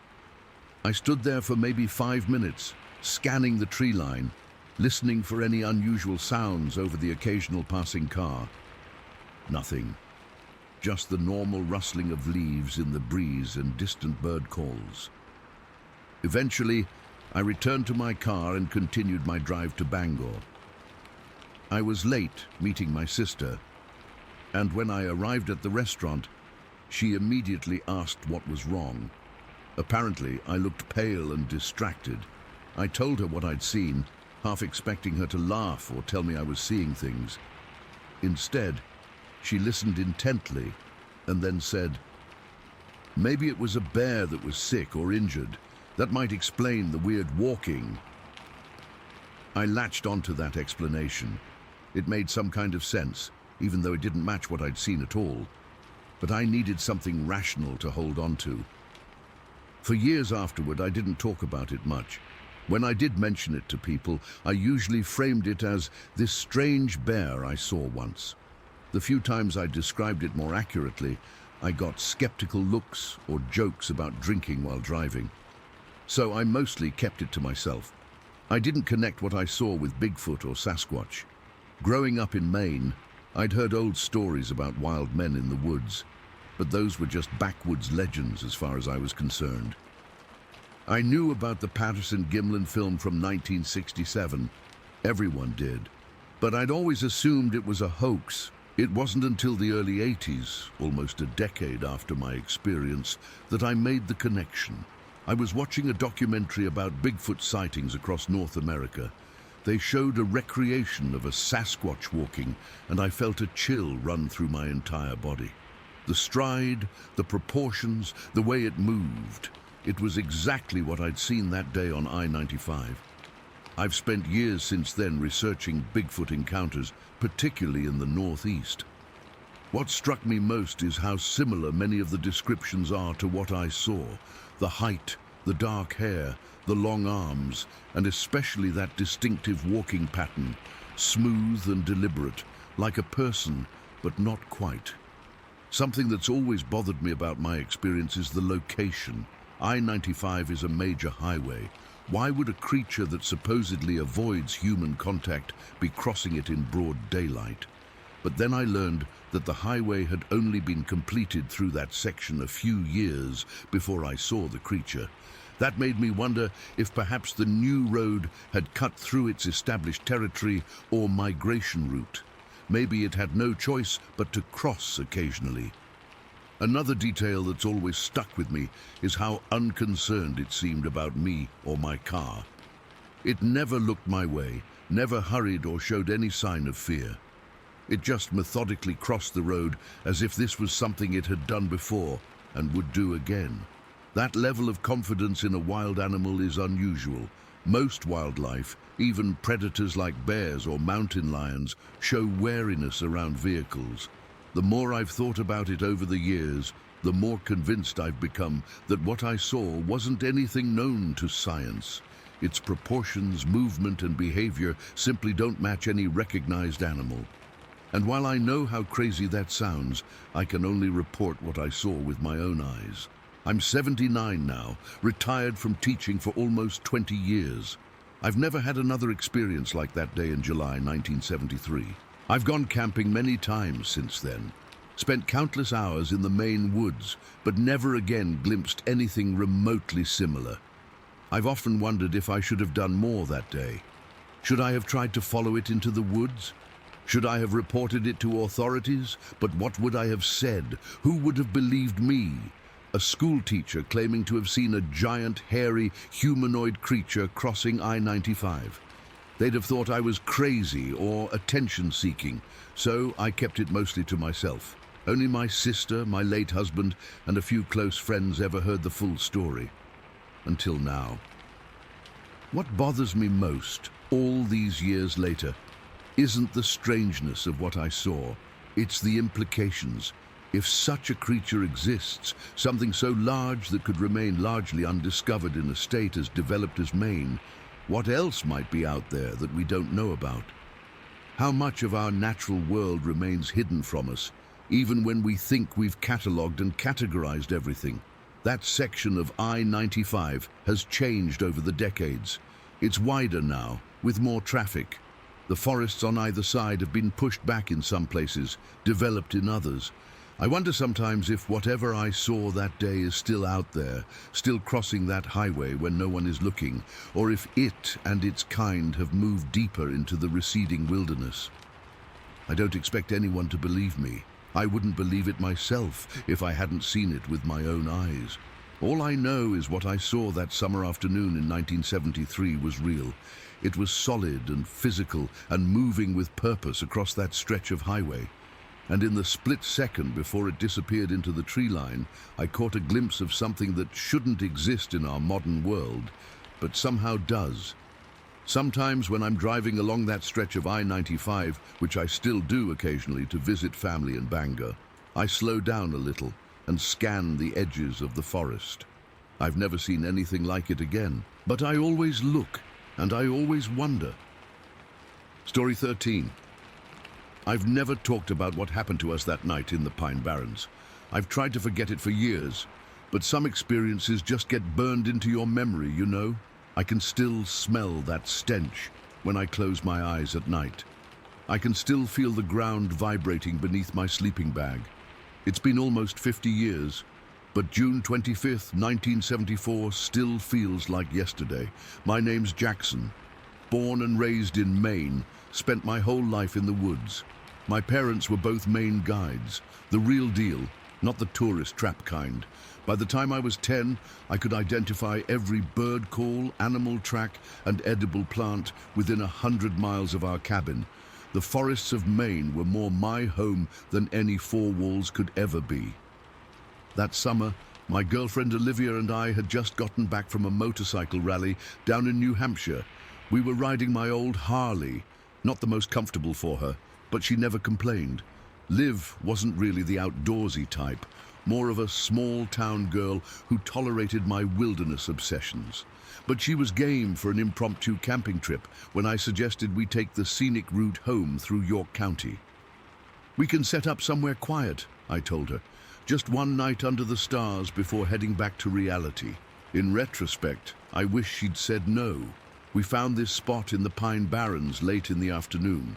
If you've never been, it's this weird stretch of land, scrub pines everywhere, sandy soil in patches, and this eerie silence that settles over everything. Locals had all sorts of stories about the place, but I never put much stock in campfire tales. I'd been camping in those woods since I was a kid. The spot we found was perfect, a small clearing surrounded by thick pine growth, far enough from any trails that we'd have complete privacy. I set up our small two-man tent while Liv gathered some kindling for a fire. By dusk, we had a decent little camp going. Nothing fancy, just the tent, a small fire ring, and our gear stashed neatly. We'd packed light since we were on the bike. After cooking some beans and hot dogs over the fire, gourmet wilderness cuisine, we sat passing a flask back and forth, watching the stars come out. It was one of those perfect Maine summer nights, warm enough to be comfortable, but with that slight chill that makes you appreciate the fire. The moon was nearly full, casting everything in this silvery light that made the pines look almost ghostly. Around 11, we decided to turn in. The tent was cramped with both of us and our gear, but we made it work. I remember joking about how this was luxury compared to some of my solo trips. Liv fell asleep almost immediately. The motorcycle ride had worn her out, but I lay awake for a while, just listening to the forest. That's when I first heard it. Movement in the underbrush, maybe 50 yards away. I didn't think much of it initially. Could have been anything, raccoons, possums, maybe a deer. The Pine Barrens were full of wildlife. The sounds moved around a bit like an animal foraging, so I just listened casually, mentally cataloging what it might be based on the pattern of movement. But then it changed. The sounds became more deliberate, less random, and they were getting closer. My first thought was black bear. We'd stashed our food properly, hanging it from a tree branch away from camp. But bears get curious. I'd had plenty of encounters with black bears over the years. They're typically skittish unless you get between a mother and her cubs. I figured it was just investigating our camp. Then the smell hit me. I've been around plenty of wildlife my whole life. Smelled just about everything the woods can throw at you. But this was different. A heavy, musty odor with something else underneath, like wet dog mixed with rotting vegetation and something sickly sweet I couldn't place. It was so strong it seemed to seep through the tent fabric. I nudged Olivia gently. "Hey," I whispered. "Wake up, but stay quiet." She stirred, mumbling something about giving her 5 more minutes. "Liv, please," I insisted, keeping my voice barely audible. "I think there's something outside." That got her attention. She sat up, suddenly alert. "What kind of something?" "Not sure," I admitted. "Maybe a bear. Just stay still." The movement outside had stopped. Whatever it was had gone quiet, but I could feel it. That strange animal awareness that something is watching you. The hair on the back of my neck stood up. We sat there in frozen silence for what felt like forever, but was probably only a minute or two. Then Olivia whispered, "Do you smell that?" She wrinkled her nose, covering her face with her sleeve. Before I could answer, it happened. A scream tore through the night air. So loud, so close that it felt like it was inside the tent with us. I've heard bobcats, foxes, all sorts of animals that make ungodly noises in the night. I've heard the wail of mountain lions that sound like a woman being murdered. This wasn't any of those things. The sound started low, almost like a human moan, then rose to this blood-curdling pitch that seemed to vibrate through my entire body. It wasn't just loud, it had this quality to it that made my brain want to shut down. Primal, ancient, wrong. Olivia screamed in response, clutching at me so hard her nails dug into my arm through my shirt. I clamped my hand over her mouth, which I know seems harsh, but whatever was out there, I didn't want to provoke it further. "Shh," I hissed. "Don't move. Don't make a sound." She nodded beneath my hand, eyes wide with panic in the dim moonlight filtering through the tent. I could feel her whole body trembling against mine. That's when I knew with absolute certainty this was no bear. I'd spent my entire life in these woods. I knew every sound, every creature that called Maine home. Whatever made that scream was something else entirely. The movement outside resumed, closer now. Heavy footfalls, not the padding of a bear or the light steps of a deer. Something big was circling our tent. I could actually feel vibrations through the ground with each step. The rational part of my brain scrambled for explanations. Moose! No, the movement pattern was all wrong. Some kind of escaped exotic animal. But what could smell like that? I reached slowly for my hunting knife, which I'd left in its sheath beside our sleeping bags. Not much protection against whatever was out there, but it was all I had. My rifle was in its case, stowed at the far end of the tent, completely useless unless I wanted to make noise getting to it and loading it. The footsteps stopped directly outside our tent. I could hear breathing, deep, rhythmic breaths that sounded almost like a large human, but off somehow, more resonant, deeper chest cavity. The tent wall billowed slightly inward, as if something was testing it, smelling it. Next to me, Olivia had gone completely rigid. Silent tears streamed down her face, catching the faint moonlight. I wasn't much better. My heart was hammering so hard, I was certain the thing outside could hear it. For what felt like an eternity, but was probably around 20 minutes, the creature stayed there, occasionally moving around the tent, but never going far. Sometimes it would make these low vocalizations, not quite a growl, almost like someone trying to talk without opening their mouth fully. I swear at one point it sounded like it was mimicking the murmur of our earlier conversation, but distorted, deeper. Then something brushed against the top of the tent, not the sides, the top, which had to be over 6 feet high. I heard what sounded like sniffing, long inhalations, as it apparently caught our scent through the fabric. Olivia mouthed, "What is it?"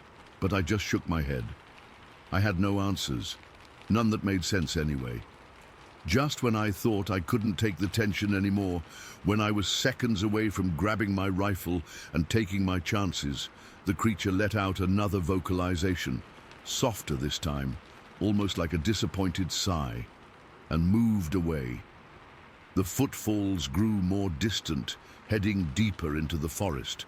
We stayed completely still for at least another hour. Neither of us spoke. Neither of us moved. I just kept listening, straining to hear if it would return. The smell lingered, that bizarre, musky odor clinging to everything. Eventually, Olivia whispered, "Is it gone?" "I think so," I replied, though I wasn't entirely convinced. "But we're staying put until daylight." She didn't argue. We sat there in the darkness, backs against each other, facing opposite sides of the tent. Neither of us slept. Every snapping twig, every rustle of leaves sent fresh adrenaline coursing through my system. I kept the knife in my hand the whole time. As the first hint of dawn lightened the sky, the forest around us gradually filled with normal sounds again. Birds began their morning songs. Small creatures rustled in the undergrowth. It was as if the natural world, which had gone completely silent during the creature's visit, was cautiously returning to life. "I'm checking outside," I told Olivia once it was light enough to see properly. "Are you insane?" she hissed. "Let's just pack up and go." I understood her fear. Hell, I shared it. But something in me needed to know. 20+ years in these woods, and I'd encountered something I couldn't explain. The outdoorsman in me, the son of Maine guides, needed answers. "Just stay here," I said. "Keep the knife, I'll be quick." Unzipping the tent as quietly as possible, I emerged into the morning light. The clearing looked peaceful, innocent, deceptively normal. But as I began to carefully circle our campsite, I noticed signs. Broken ferns where something heavy had passed, depressions in the soft forest floor. No distinct footprints.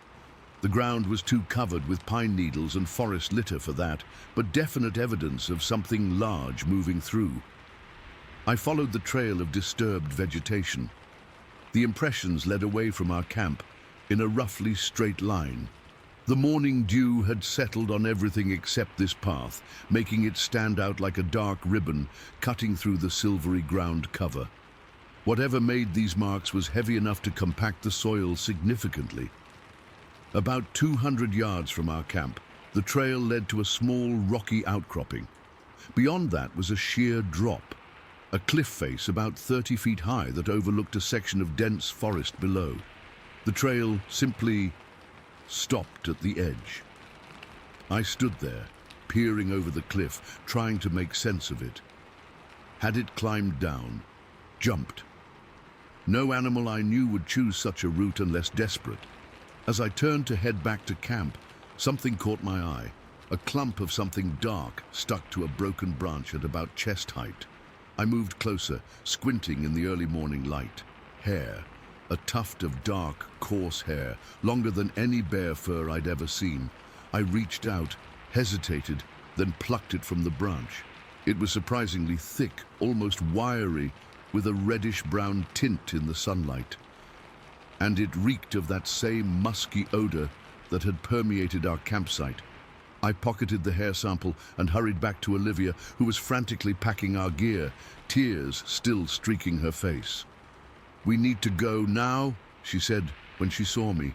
"I don't care what you found. I don't want to know. I just want to get out of these woods." Part of me wanted to argue, to keep investigating, but the look of pure terror on her face stopped me. Instead, I helped her finish packing, and within 20 minutes we were on my Harley, roaring down the logging road towards civilization. Olivia never went camping with me again after that. In fact, she broke things off a few weeks later, said she couldn't stop having nightmares about whatever was outside our tent. I couldn't really blame her. I went back to those woods alone several times over the next few months. Never found anything conclusive again. No more hair samples, no tracks I could cast, but every time I had that feeling of being watched. And once, just as dusk was falling on my third trip back, I heard that same moaning call in the distance. I didn't stick around to see if it would come closer. The hair sample, I still have it stored in a small vial in my desk drawer. I showed it to a buddy who worked for the Wildlife Service. He couldn't identify it either, just said it wasn't from any Maine wildlife he knew of. Suggested I send it to a lab for DNA testing, but this was the 70s. That kind of technology wasn't readily available, especially not to some random guy with a weird story. I've read about Bigfoot encounters over the years. Some of the descriptions match what I experienced. The smell, the vocalizations, the size implied by the movement. But I've never publicly connected my experience to those stories. Never wanted to be that guy. All I know is what happened that night in the Pine Barrens was real. Whatever was outside our tent wasn't a bear, wasn't a moose, wasn't anything I'd encountered in my decades in the Maine wilderness. It was intelligent enough to investigate us systematically, curious enough to spend time examining our tent, and merciful enough to leave us unharmed. Sometimes I wonder if it's still out there, moving through those dark pines on silent nights, occasionally screaming into the darkness just to remind the forest of its presence. And sometimes, on stormy nights when the wind howls just right, I swear I can hear an echo of that sound, that blood-curdling scream that defied everything I thought I knew about the woods I called home. The worst part? Not knowing. Not having an explanation that fits into my understanding of the world. I've spent my life since then looking for answers, but that night in 1974 remains a question mark, a tear in the fabric of what I thought was possible in the forests of Maine. Story 14. I never planned on sharing this. For the longest time, I figured people would just think I was making it up, or that Sarah and I were just a couple of confused teenagers who saw a bear or something. But I've been reading so many similar accounts lately, and I just need to get this off my chest. It's been almost 50 years, but I remember that day in September 1975 like it was yesterday. I was 15 then, and my sister Sarah was 13. We lived in a small house in Kennebec County, Maine, about 2 miles from Augusta. That particular Saturday, Mum had asked us to take a basket of her homemade blueberry muffins to old Mrs. Caldwell, who lived about a mile down Camp Road. It was one of those perfect early fall days in Maine. Crisp air, leaves just starting to turn, but still plenty warm in the sunshine. Sarah was complaining the whole way there because she was missing her favorite TV show. I remember rolling my eyes at her as we walked along the dirt road, the gravel crunching under our sneakers. The road wasn't paved back then, and it curved through dense forest for most of the way. There weren't many houses out there, just cabins and small homes scattered here and there, with acres of woods between neighbors. "Come on, Sarah," I said. "It'll take like 20 minutes, tops. Stop whining." We'd made the walk to Mrs. Caldwell's 100 times before. It was routine. Nothing exciting ever happened out here. The most interesting thing we ever saw was maybe a deer or a fox crossing the road. That's just how it was growing up in rural Maine in the 70s. After dropping off the muffins and listening to Mrs. Caldwell talk about her cats for what felt like forever, we finally headed back home. It must have been around 3 in the afternoon. The sun was still high, filtering through the trees and creating patterns on the road. We were about halfway home when we heard the rhythmic sound of an axe hitting wood. The sound came from a little clearing off to the right side of the road, where Mr. Peterson had a small cabin he used for hunting season. He wasn't a permanent resident, just came up from Portland during deer season, but he was always nice to us when we'd see him around. "That's probably Mr. Peterson getting ready for hunting season," I said to Sarah, not really thinking much of it. People chopping wood was a common sound in our area, especially as summer turned to fall. As we got closer to the clearing, the trees thinned out a bit on the right side of the road, and we could see a man. I'm pretty sure now it wasn't actually Mr. Peterson, but someone else, standing with his back to us, methodically chopping logs for firewood.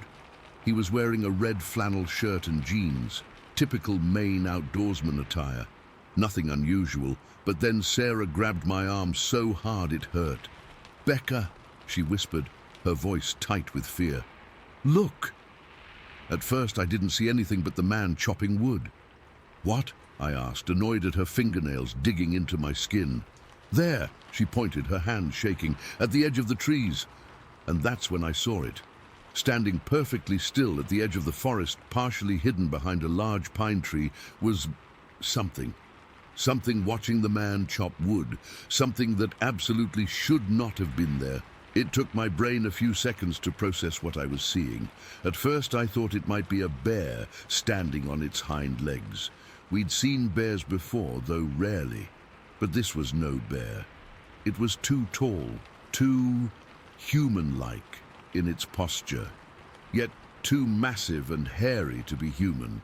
The creature stood at least 7 feet tall, maybe 8. It was covered in long, shaggy brown hair. Not fur exactly, but hair. Like a human's, only all over its body. The hair was darker on most of its body, but what made me freeze completely was the distinctive white patch on its chest. It was roughly triangular, standing out starkly against the brown. I'd never heard of a Bigfoot with a white patch before, but there was no doubt in my mind about what I was looking at. The way it was standing there, partially hidden, but clearly watching the man, made my blood run cold. It was swaying slightly, back and forth, almost like it was contemplating something. The movement was so unnerving, like someone thinking very hard about what to do next. Its massive arms hung down at its sides, ending in what looked like hands, not paws. Hands with fingers. Its face was the most haunting part. The hair grew especially thick around its jaw and the top of its head, giving it this bizarre ape-like appearance. But its eyes, I couldn't make out the color from that distance, but they were intense, focused entirely on the man who remained completely oblivious to the fact that he was being watched. For what felt like an eternity, but was probably only a few seconds, Sarah and I stood frozen on the road. I could feel Sarah trembling beside me, and my own heart was pounding so hard I thought it might burst from my chest. I couldn't swallow. I couldn't think. All I could do was stare at this impossible creature, watching this unsuspecting man. Then the worst thing happened. The wind shifted. I felt it on my face, and I realized with horror that it was now blowing from us toward the creature. Almost immediately its head turned in our direction. Those eyes locked onto us, and I felt a primal fear unlike anything I'd ever experienced before or since. Sarah screamed. I'm not sure if I screamed too. I might have.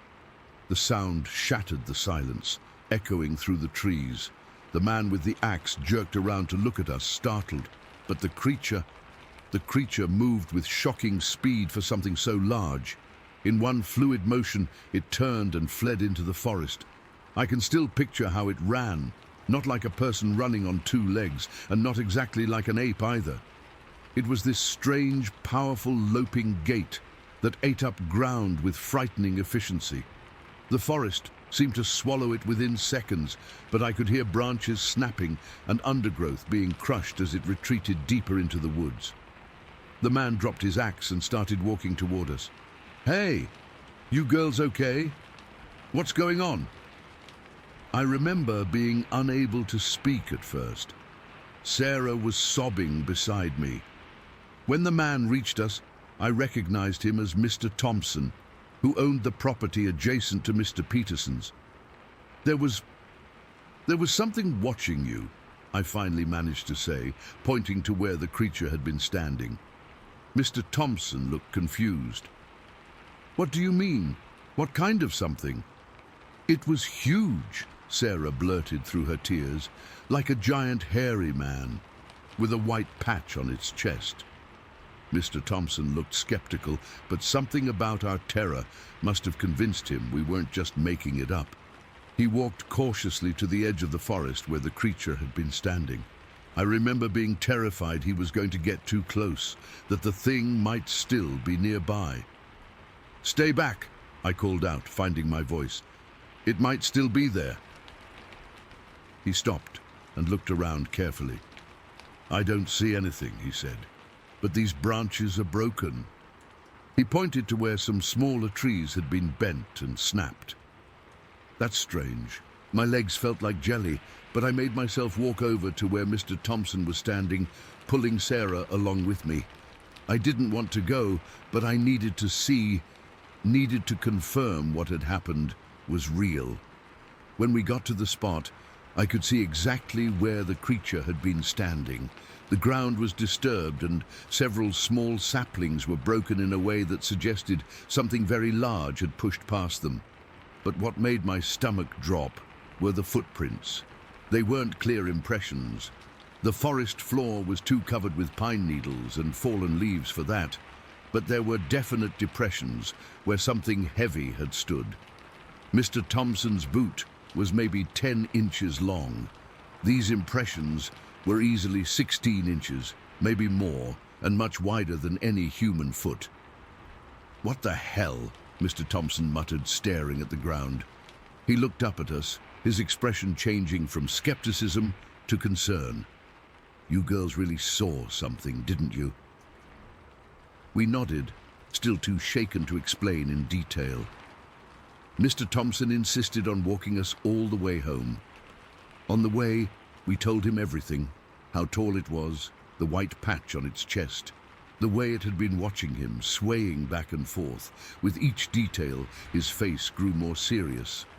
My parents were initially dismissive when we burst through the door in tears, talking about a monster in the woods. But Mr. Thompson backed us up, telling them about the broken branches and the unexplainable footprints.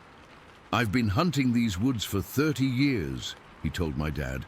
I've never seen tracks like that, and I've never seen the girls this scared either. My dad called the local forest ranger Daniel Cooper. Ranger Cooper had known our family for years, and he took our report seriously enough to come out that same evening. By the time we led him back to the spot, dusk was settling in, and I was terrified of returning to the scene. But with my dad, Mr. Thompson and Ranger Cooper all carrying flashlights, and my dad with his hunting rifle, we made our way back to the clearing. Ranger Cooper examined everything carefully. The footprints, the broken branches, even some tufts of what looked like hair caught on the rough bark of a pine tree. He collected the hair samples in a plastic bag, but later told us they had been contaminated somehow before they could be properly analyzed. I've always wondered if that was the truth, or if someone just didn't want the findings made public. "I've heard stories," Ranger Cooper said quietly to my dad, as they thought Sarah and I weren't listening.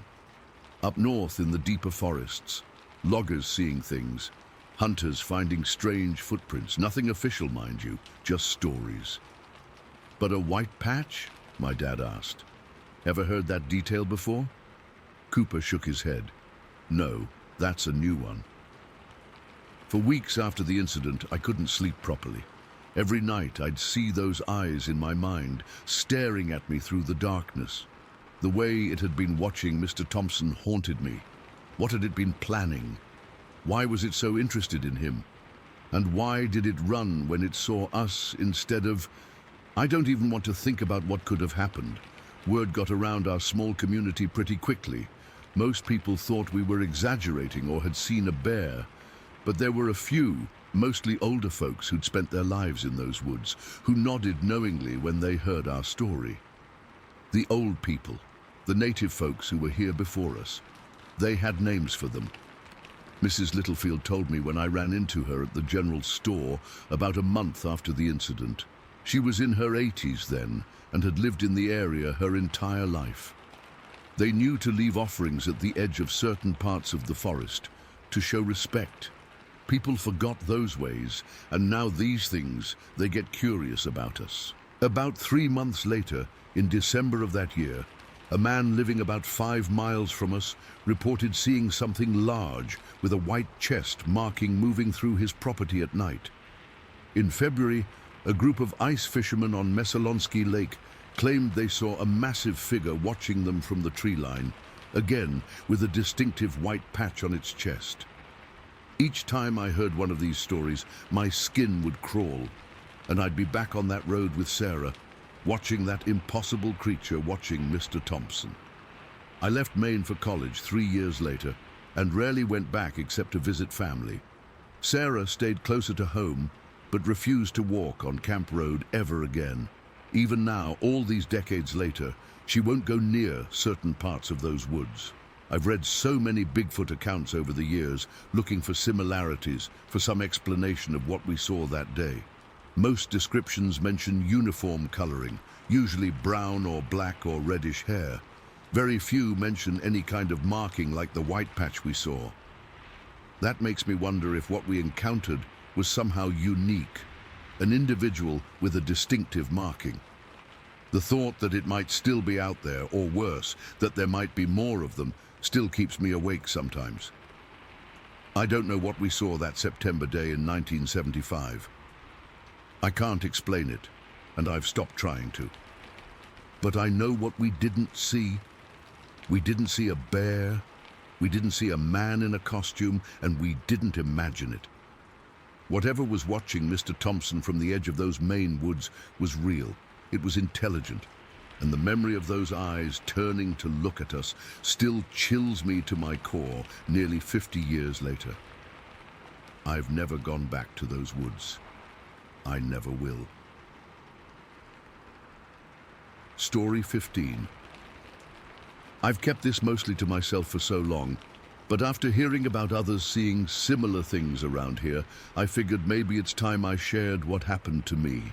This took place back in November of 1975 in Kennebec County, Maine, where my husband Paul and I have lived for most of our adult lives. It was a cold evening, typical Maine weather for that time of year. We'd had an early snow that week, and everything was that mix of dirty slush and ice that makes you wish for either full winter or no winter at all. Paul had gone to our neighbor Jim's house to help him with some plumbing issue. Jim and his wife Carol had been having trouble with their pipes freezing, and Paul, being handy with that sort of thing, offered to take a look. I decided to wait in the car rather than go inside. Jim's wife, Carol, tends to talk your ear off, and I was tired after a long day of work at the elementary school where I taught second grade. I just wanted to get home, have some hot tea, and go to bed. So I dropped Paul off and told him I'd wait in the car and to please not take too long.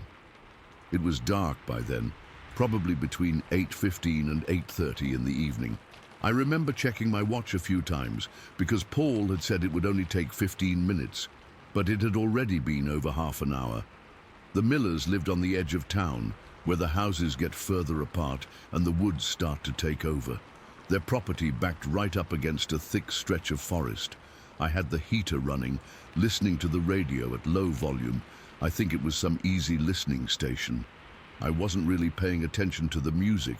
I remember staring out the window, slightly annoyed that Paul was taking so long. The Millers' porch light cast a yellow glow across their front yard. But beyond that, everything faded into darkness. That's when I first noticed it.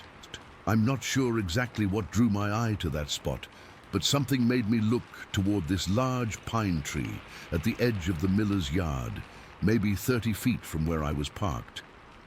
At first, I thought it was just a shadow, or my eyes playing tricks on me in the dim light. But then I realized there was definitely something standing there, something big.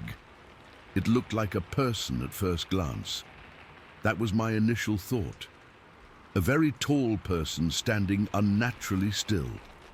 But something wasn't right about the proportions. I adjusted my glasses and peered harder through the windshield, and that's when I got my first decent look. Whatever this was, it wasn't human. The figure was incredibly tall. I'd estimate at least 7 feet, maybe more. It was just standing there, partially hidden behind this big pine tree, but I could clearly make out its outline against the darkness. What struck me first were the arms. They hung down much longer than a normal person's would, almost to the knees. The legs looked too long as well, but it was the arms that seemed so wrong.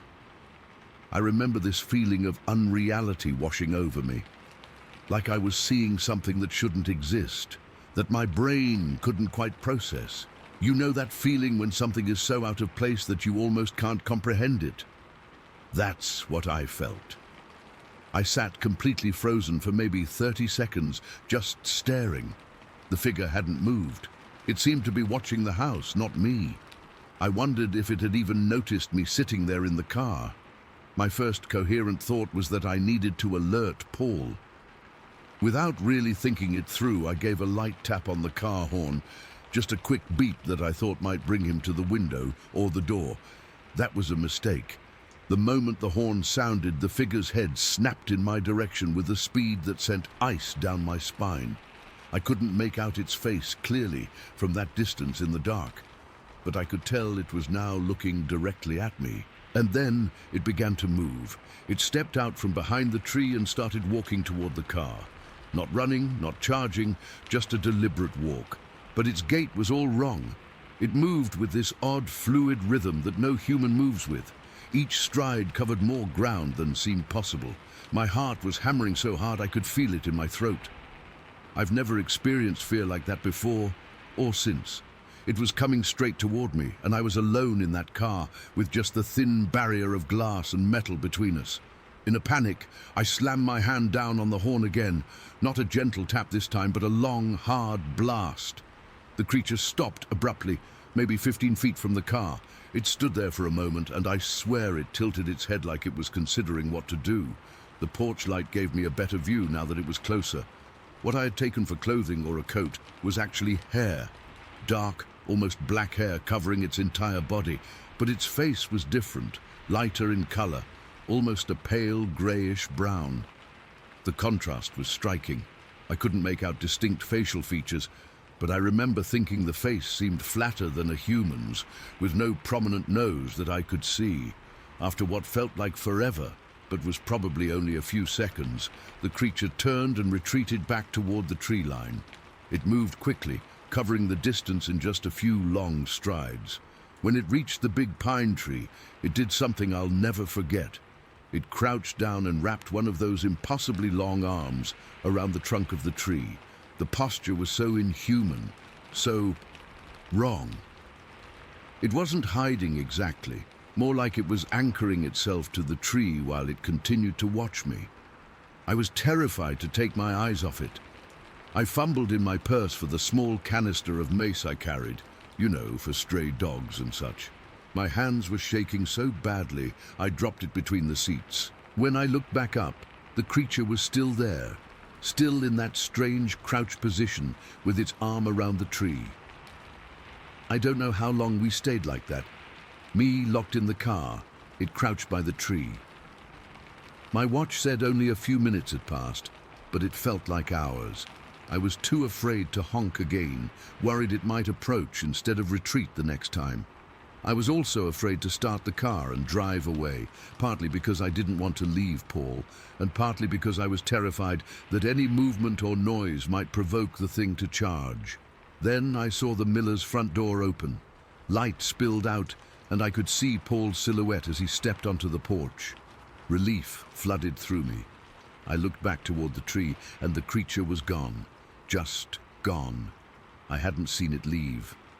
In the brief moment I'd looked away, it had vanished completely. I scanned the tree line, but couldn't see any movement in the darkness. Paul walked to the car, completely unaware of what had just happened. When he got in, he must have seen how pale I was. "Maggie, what's wrong?" he asked. "You look like you've seen a ghost." I couldn't find the words at first. My hands were still shaking as I put the car in drive. I remember telling him to lock his door, which he did while giving me a confused look. As we pulled away, I kept glancing in the rearview mirror, half expecting to see that thing following us, but there was nothing there, just the dark road behind us. When we got home, I broke down. The shock, the fear, it all came pouring out. I told Paul everything I'd seen. To his credit, he didn't dismiss me outright, though I could tell he was skeptical. He suggested it might have been a bear.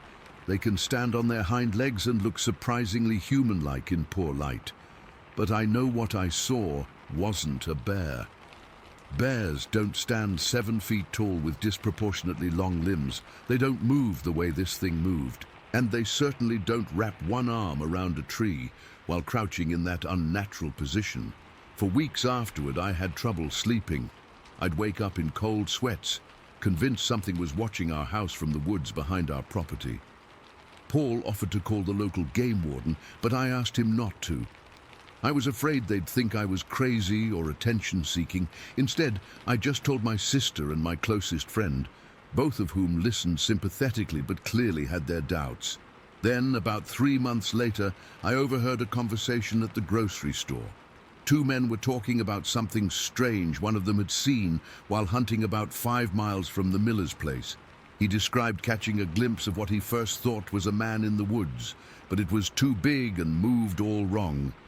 When he mentioned the long arms, I felt that same cold fear wash over me again. I approached them and hesitantly shared my experience. The hunter, a man named Frank, who I knew vaguely from around town, didn't laugh or dismiss me. Instead, he nodded gravely and said, "There's been talk about something in these woods for years. Most people keep quiet about it because nobody wants to sound crazy." Over time, I heard more stories. A logger who quit his job after seeing something watching him from the trees. A teenager who refused to walk home along a certain stretch of road after dark. A family that moved away suddenly without explaining why. All within a 10-mile radius of where I had my encounter. When I finally worked up the courage to report what I'd seen to the local wildlife officials, they gave me the expected response. It was probably a bear, perhaps suffering from mange, which could explain the unusual appearance. When I insisted on the height, the proportions, the movement, the official just smiled politely and said stress and poor lighting can play tricks on the mind. But I know what I saw. It's been over 40 years now, and I still remember every detail with perfect clarity. The way it moved, those impossibly long arms, the strange, light-colored face surrounded by dark hair, the intelligence in how it reacted to the car horn, first approaching out of curiosity, then retreating when startled. Paul and I still live in the same house, though the Millers moved away years ago. I've never seen the creature again, but I refuse to drive down that road after dark. Some nights, especially in November when the air gets that same crispness it had that night, I find myself looking out our windows toward the woods, wondering if it's still out there. I've read about Bigfoot sightings over the years, and some descriptions match what I saw, others don't. I don't know what to call what I encountered that night. I just know it was real, and it was watching us. And sometimes, I can't shake the feeling that it's still watching. If you've seen something similar around Kennebec County, or anywhere really, I hope you'll share your story. There's some comfort in knowing I'm not alone in this experience, even after all these years.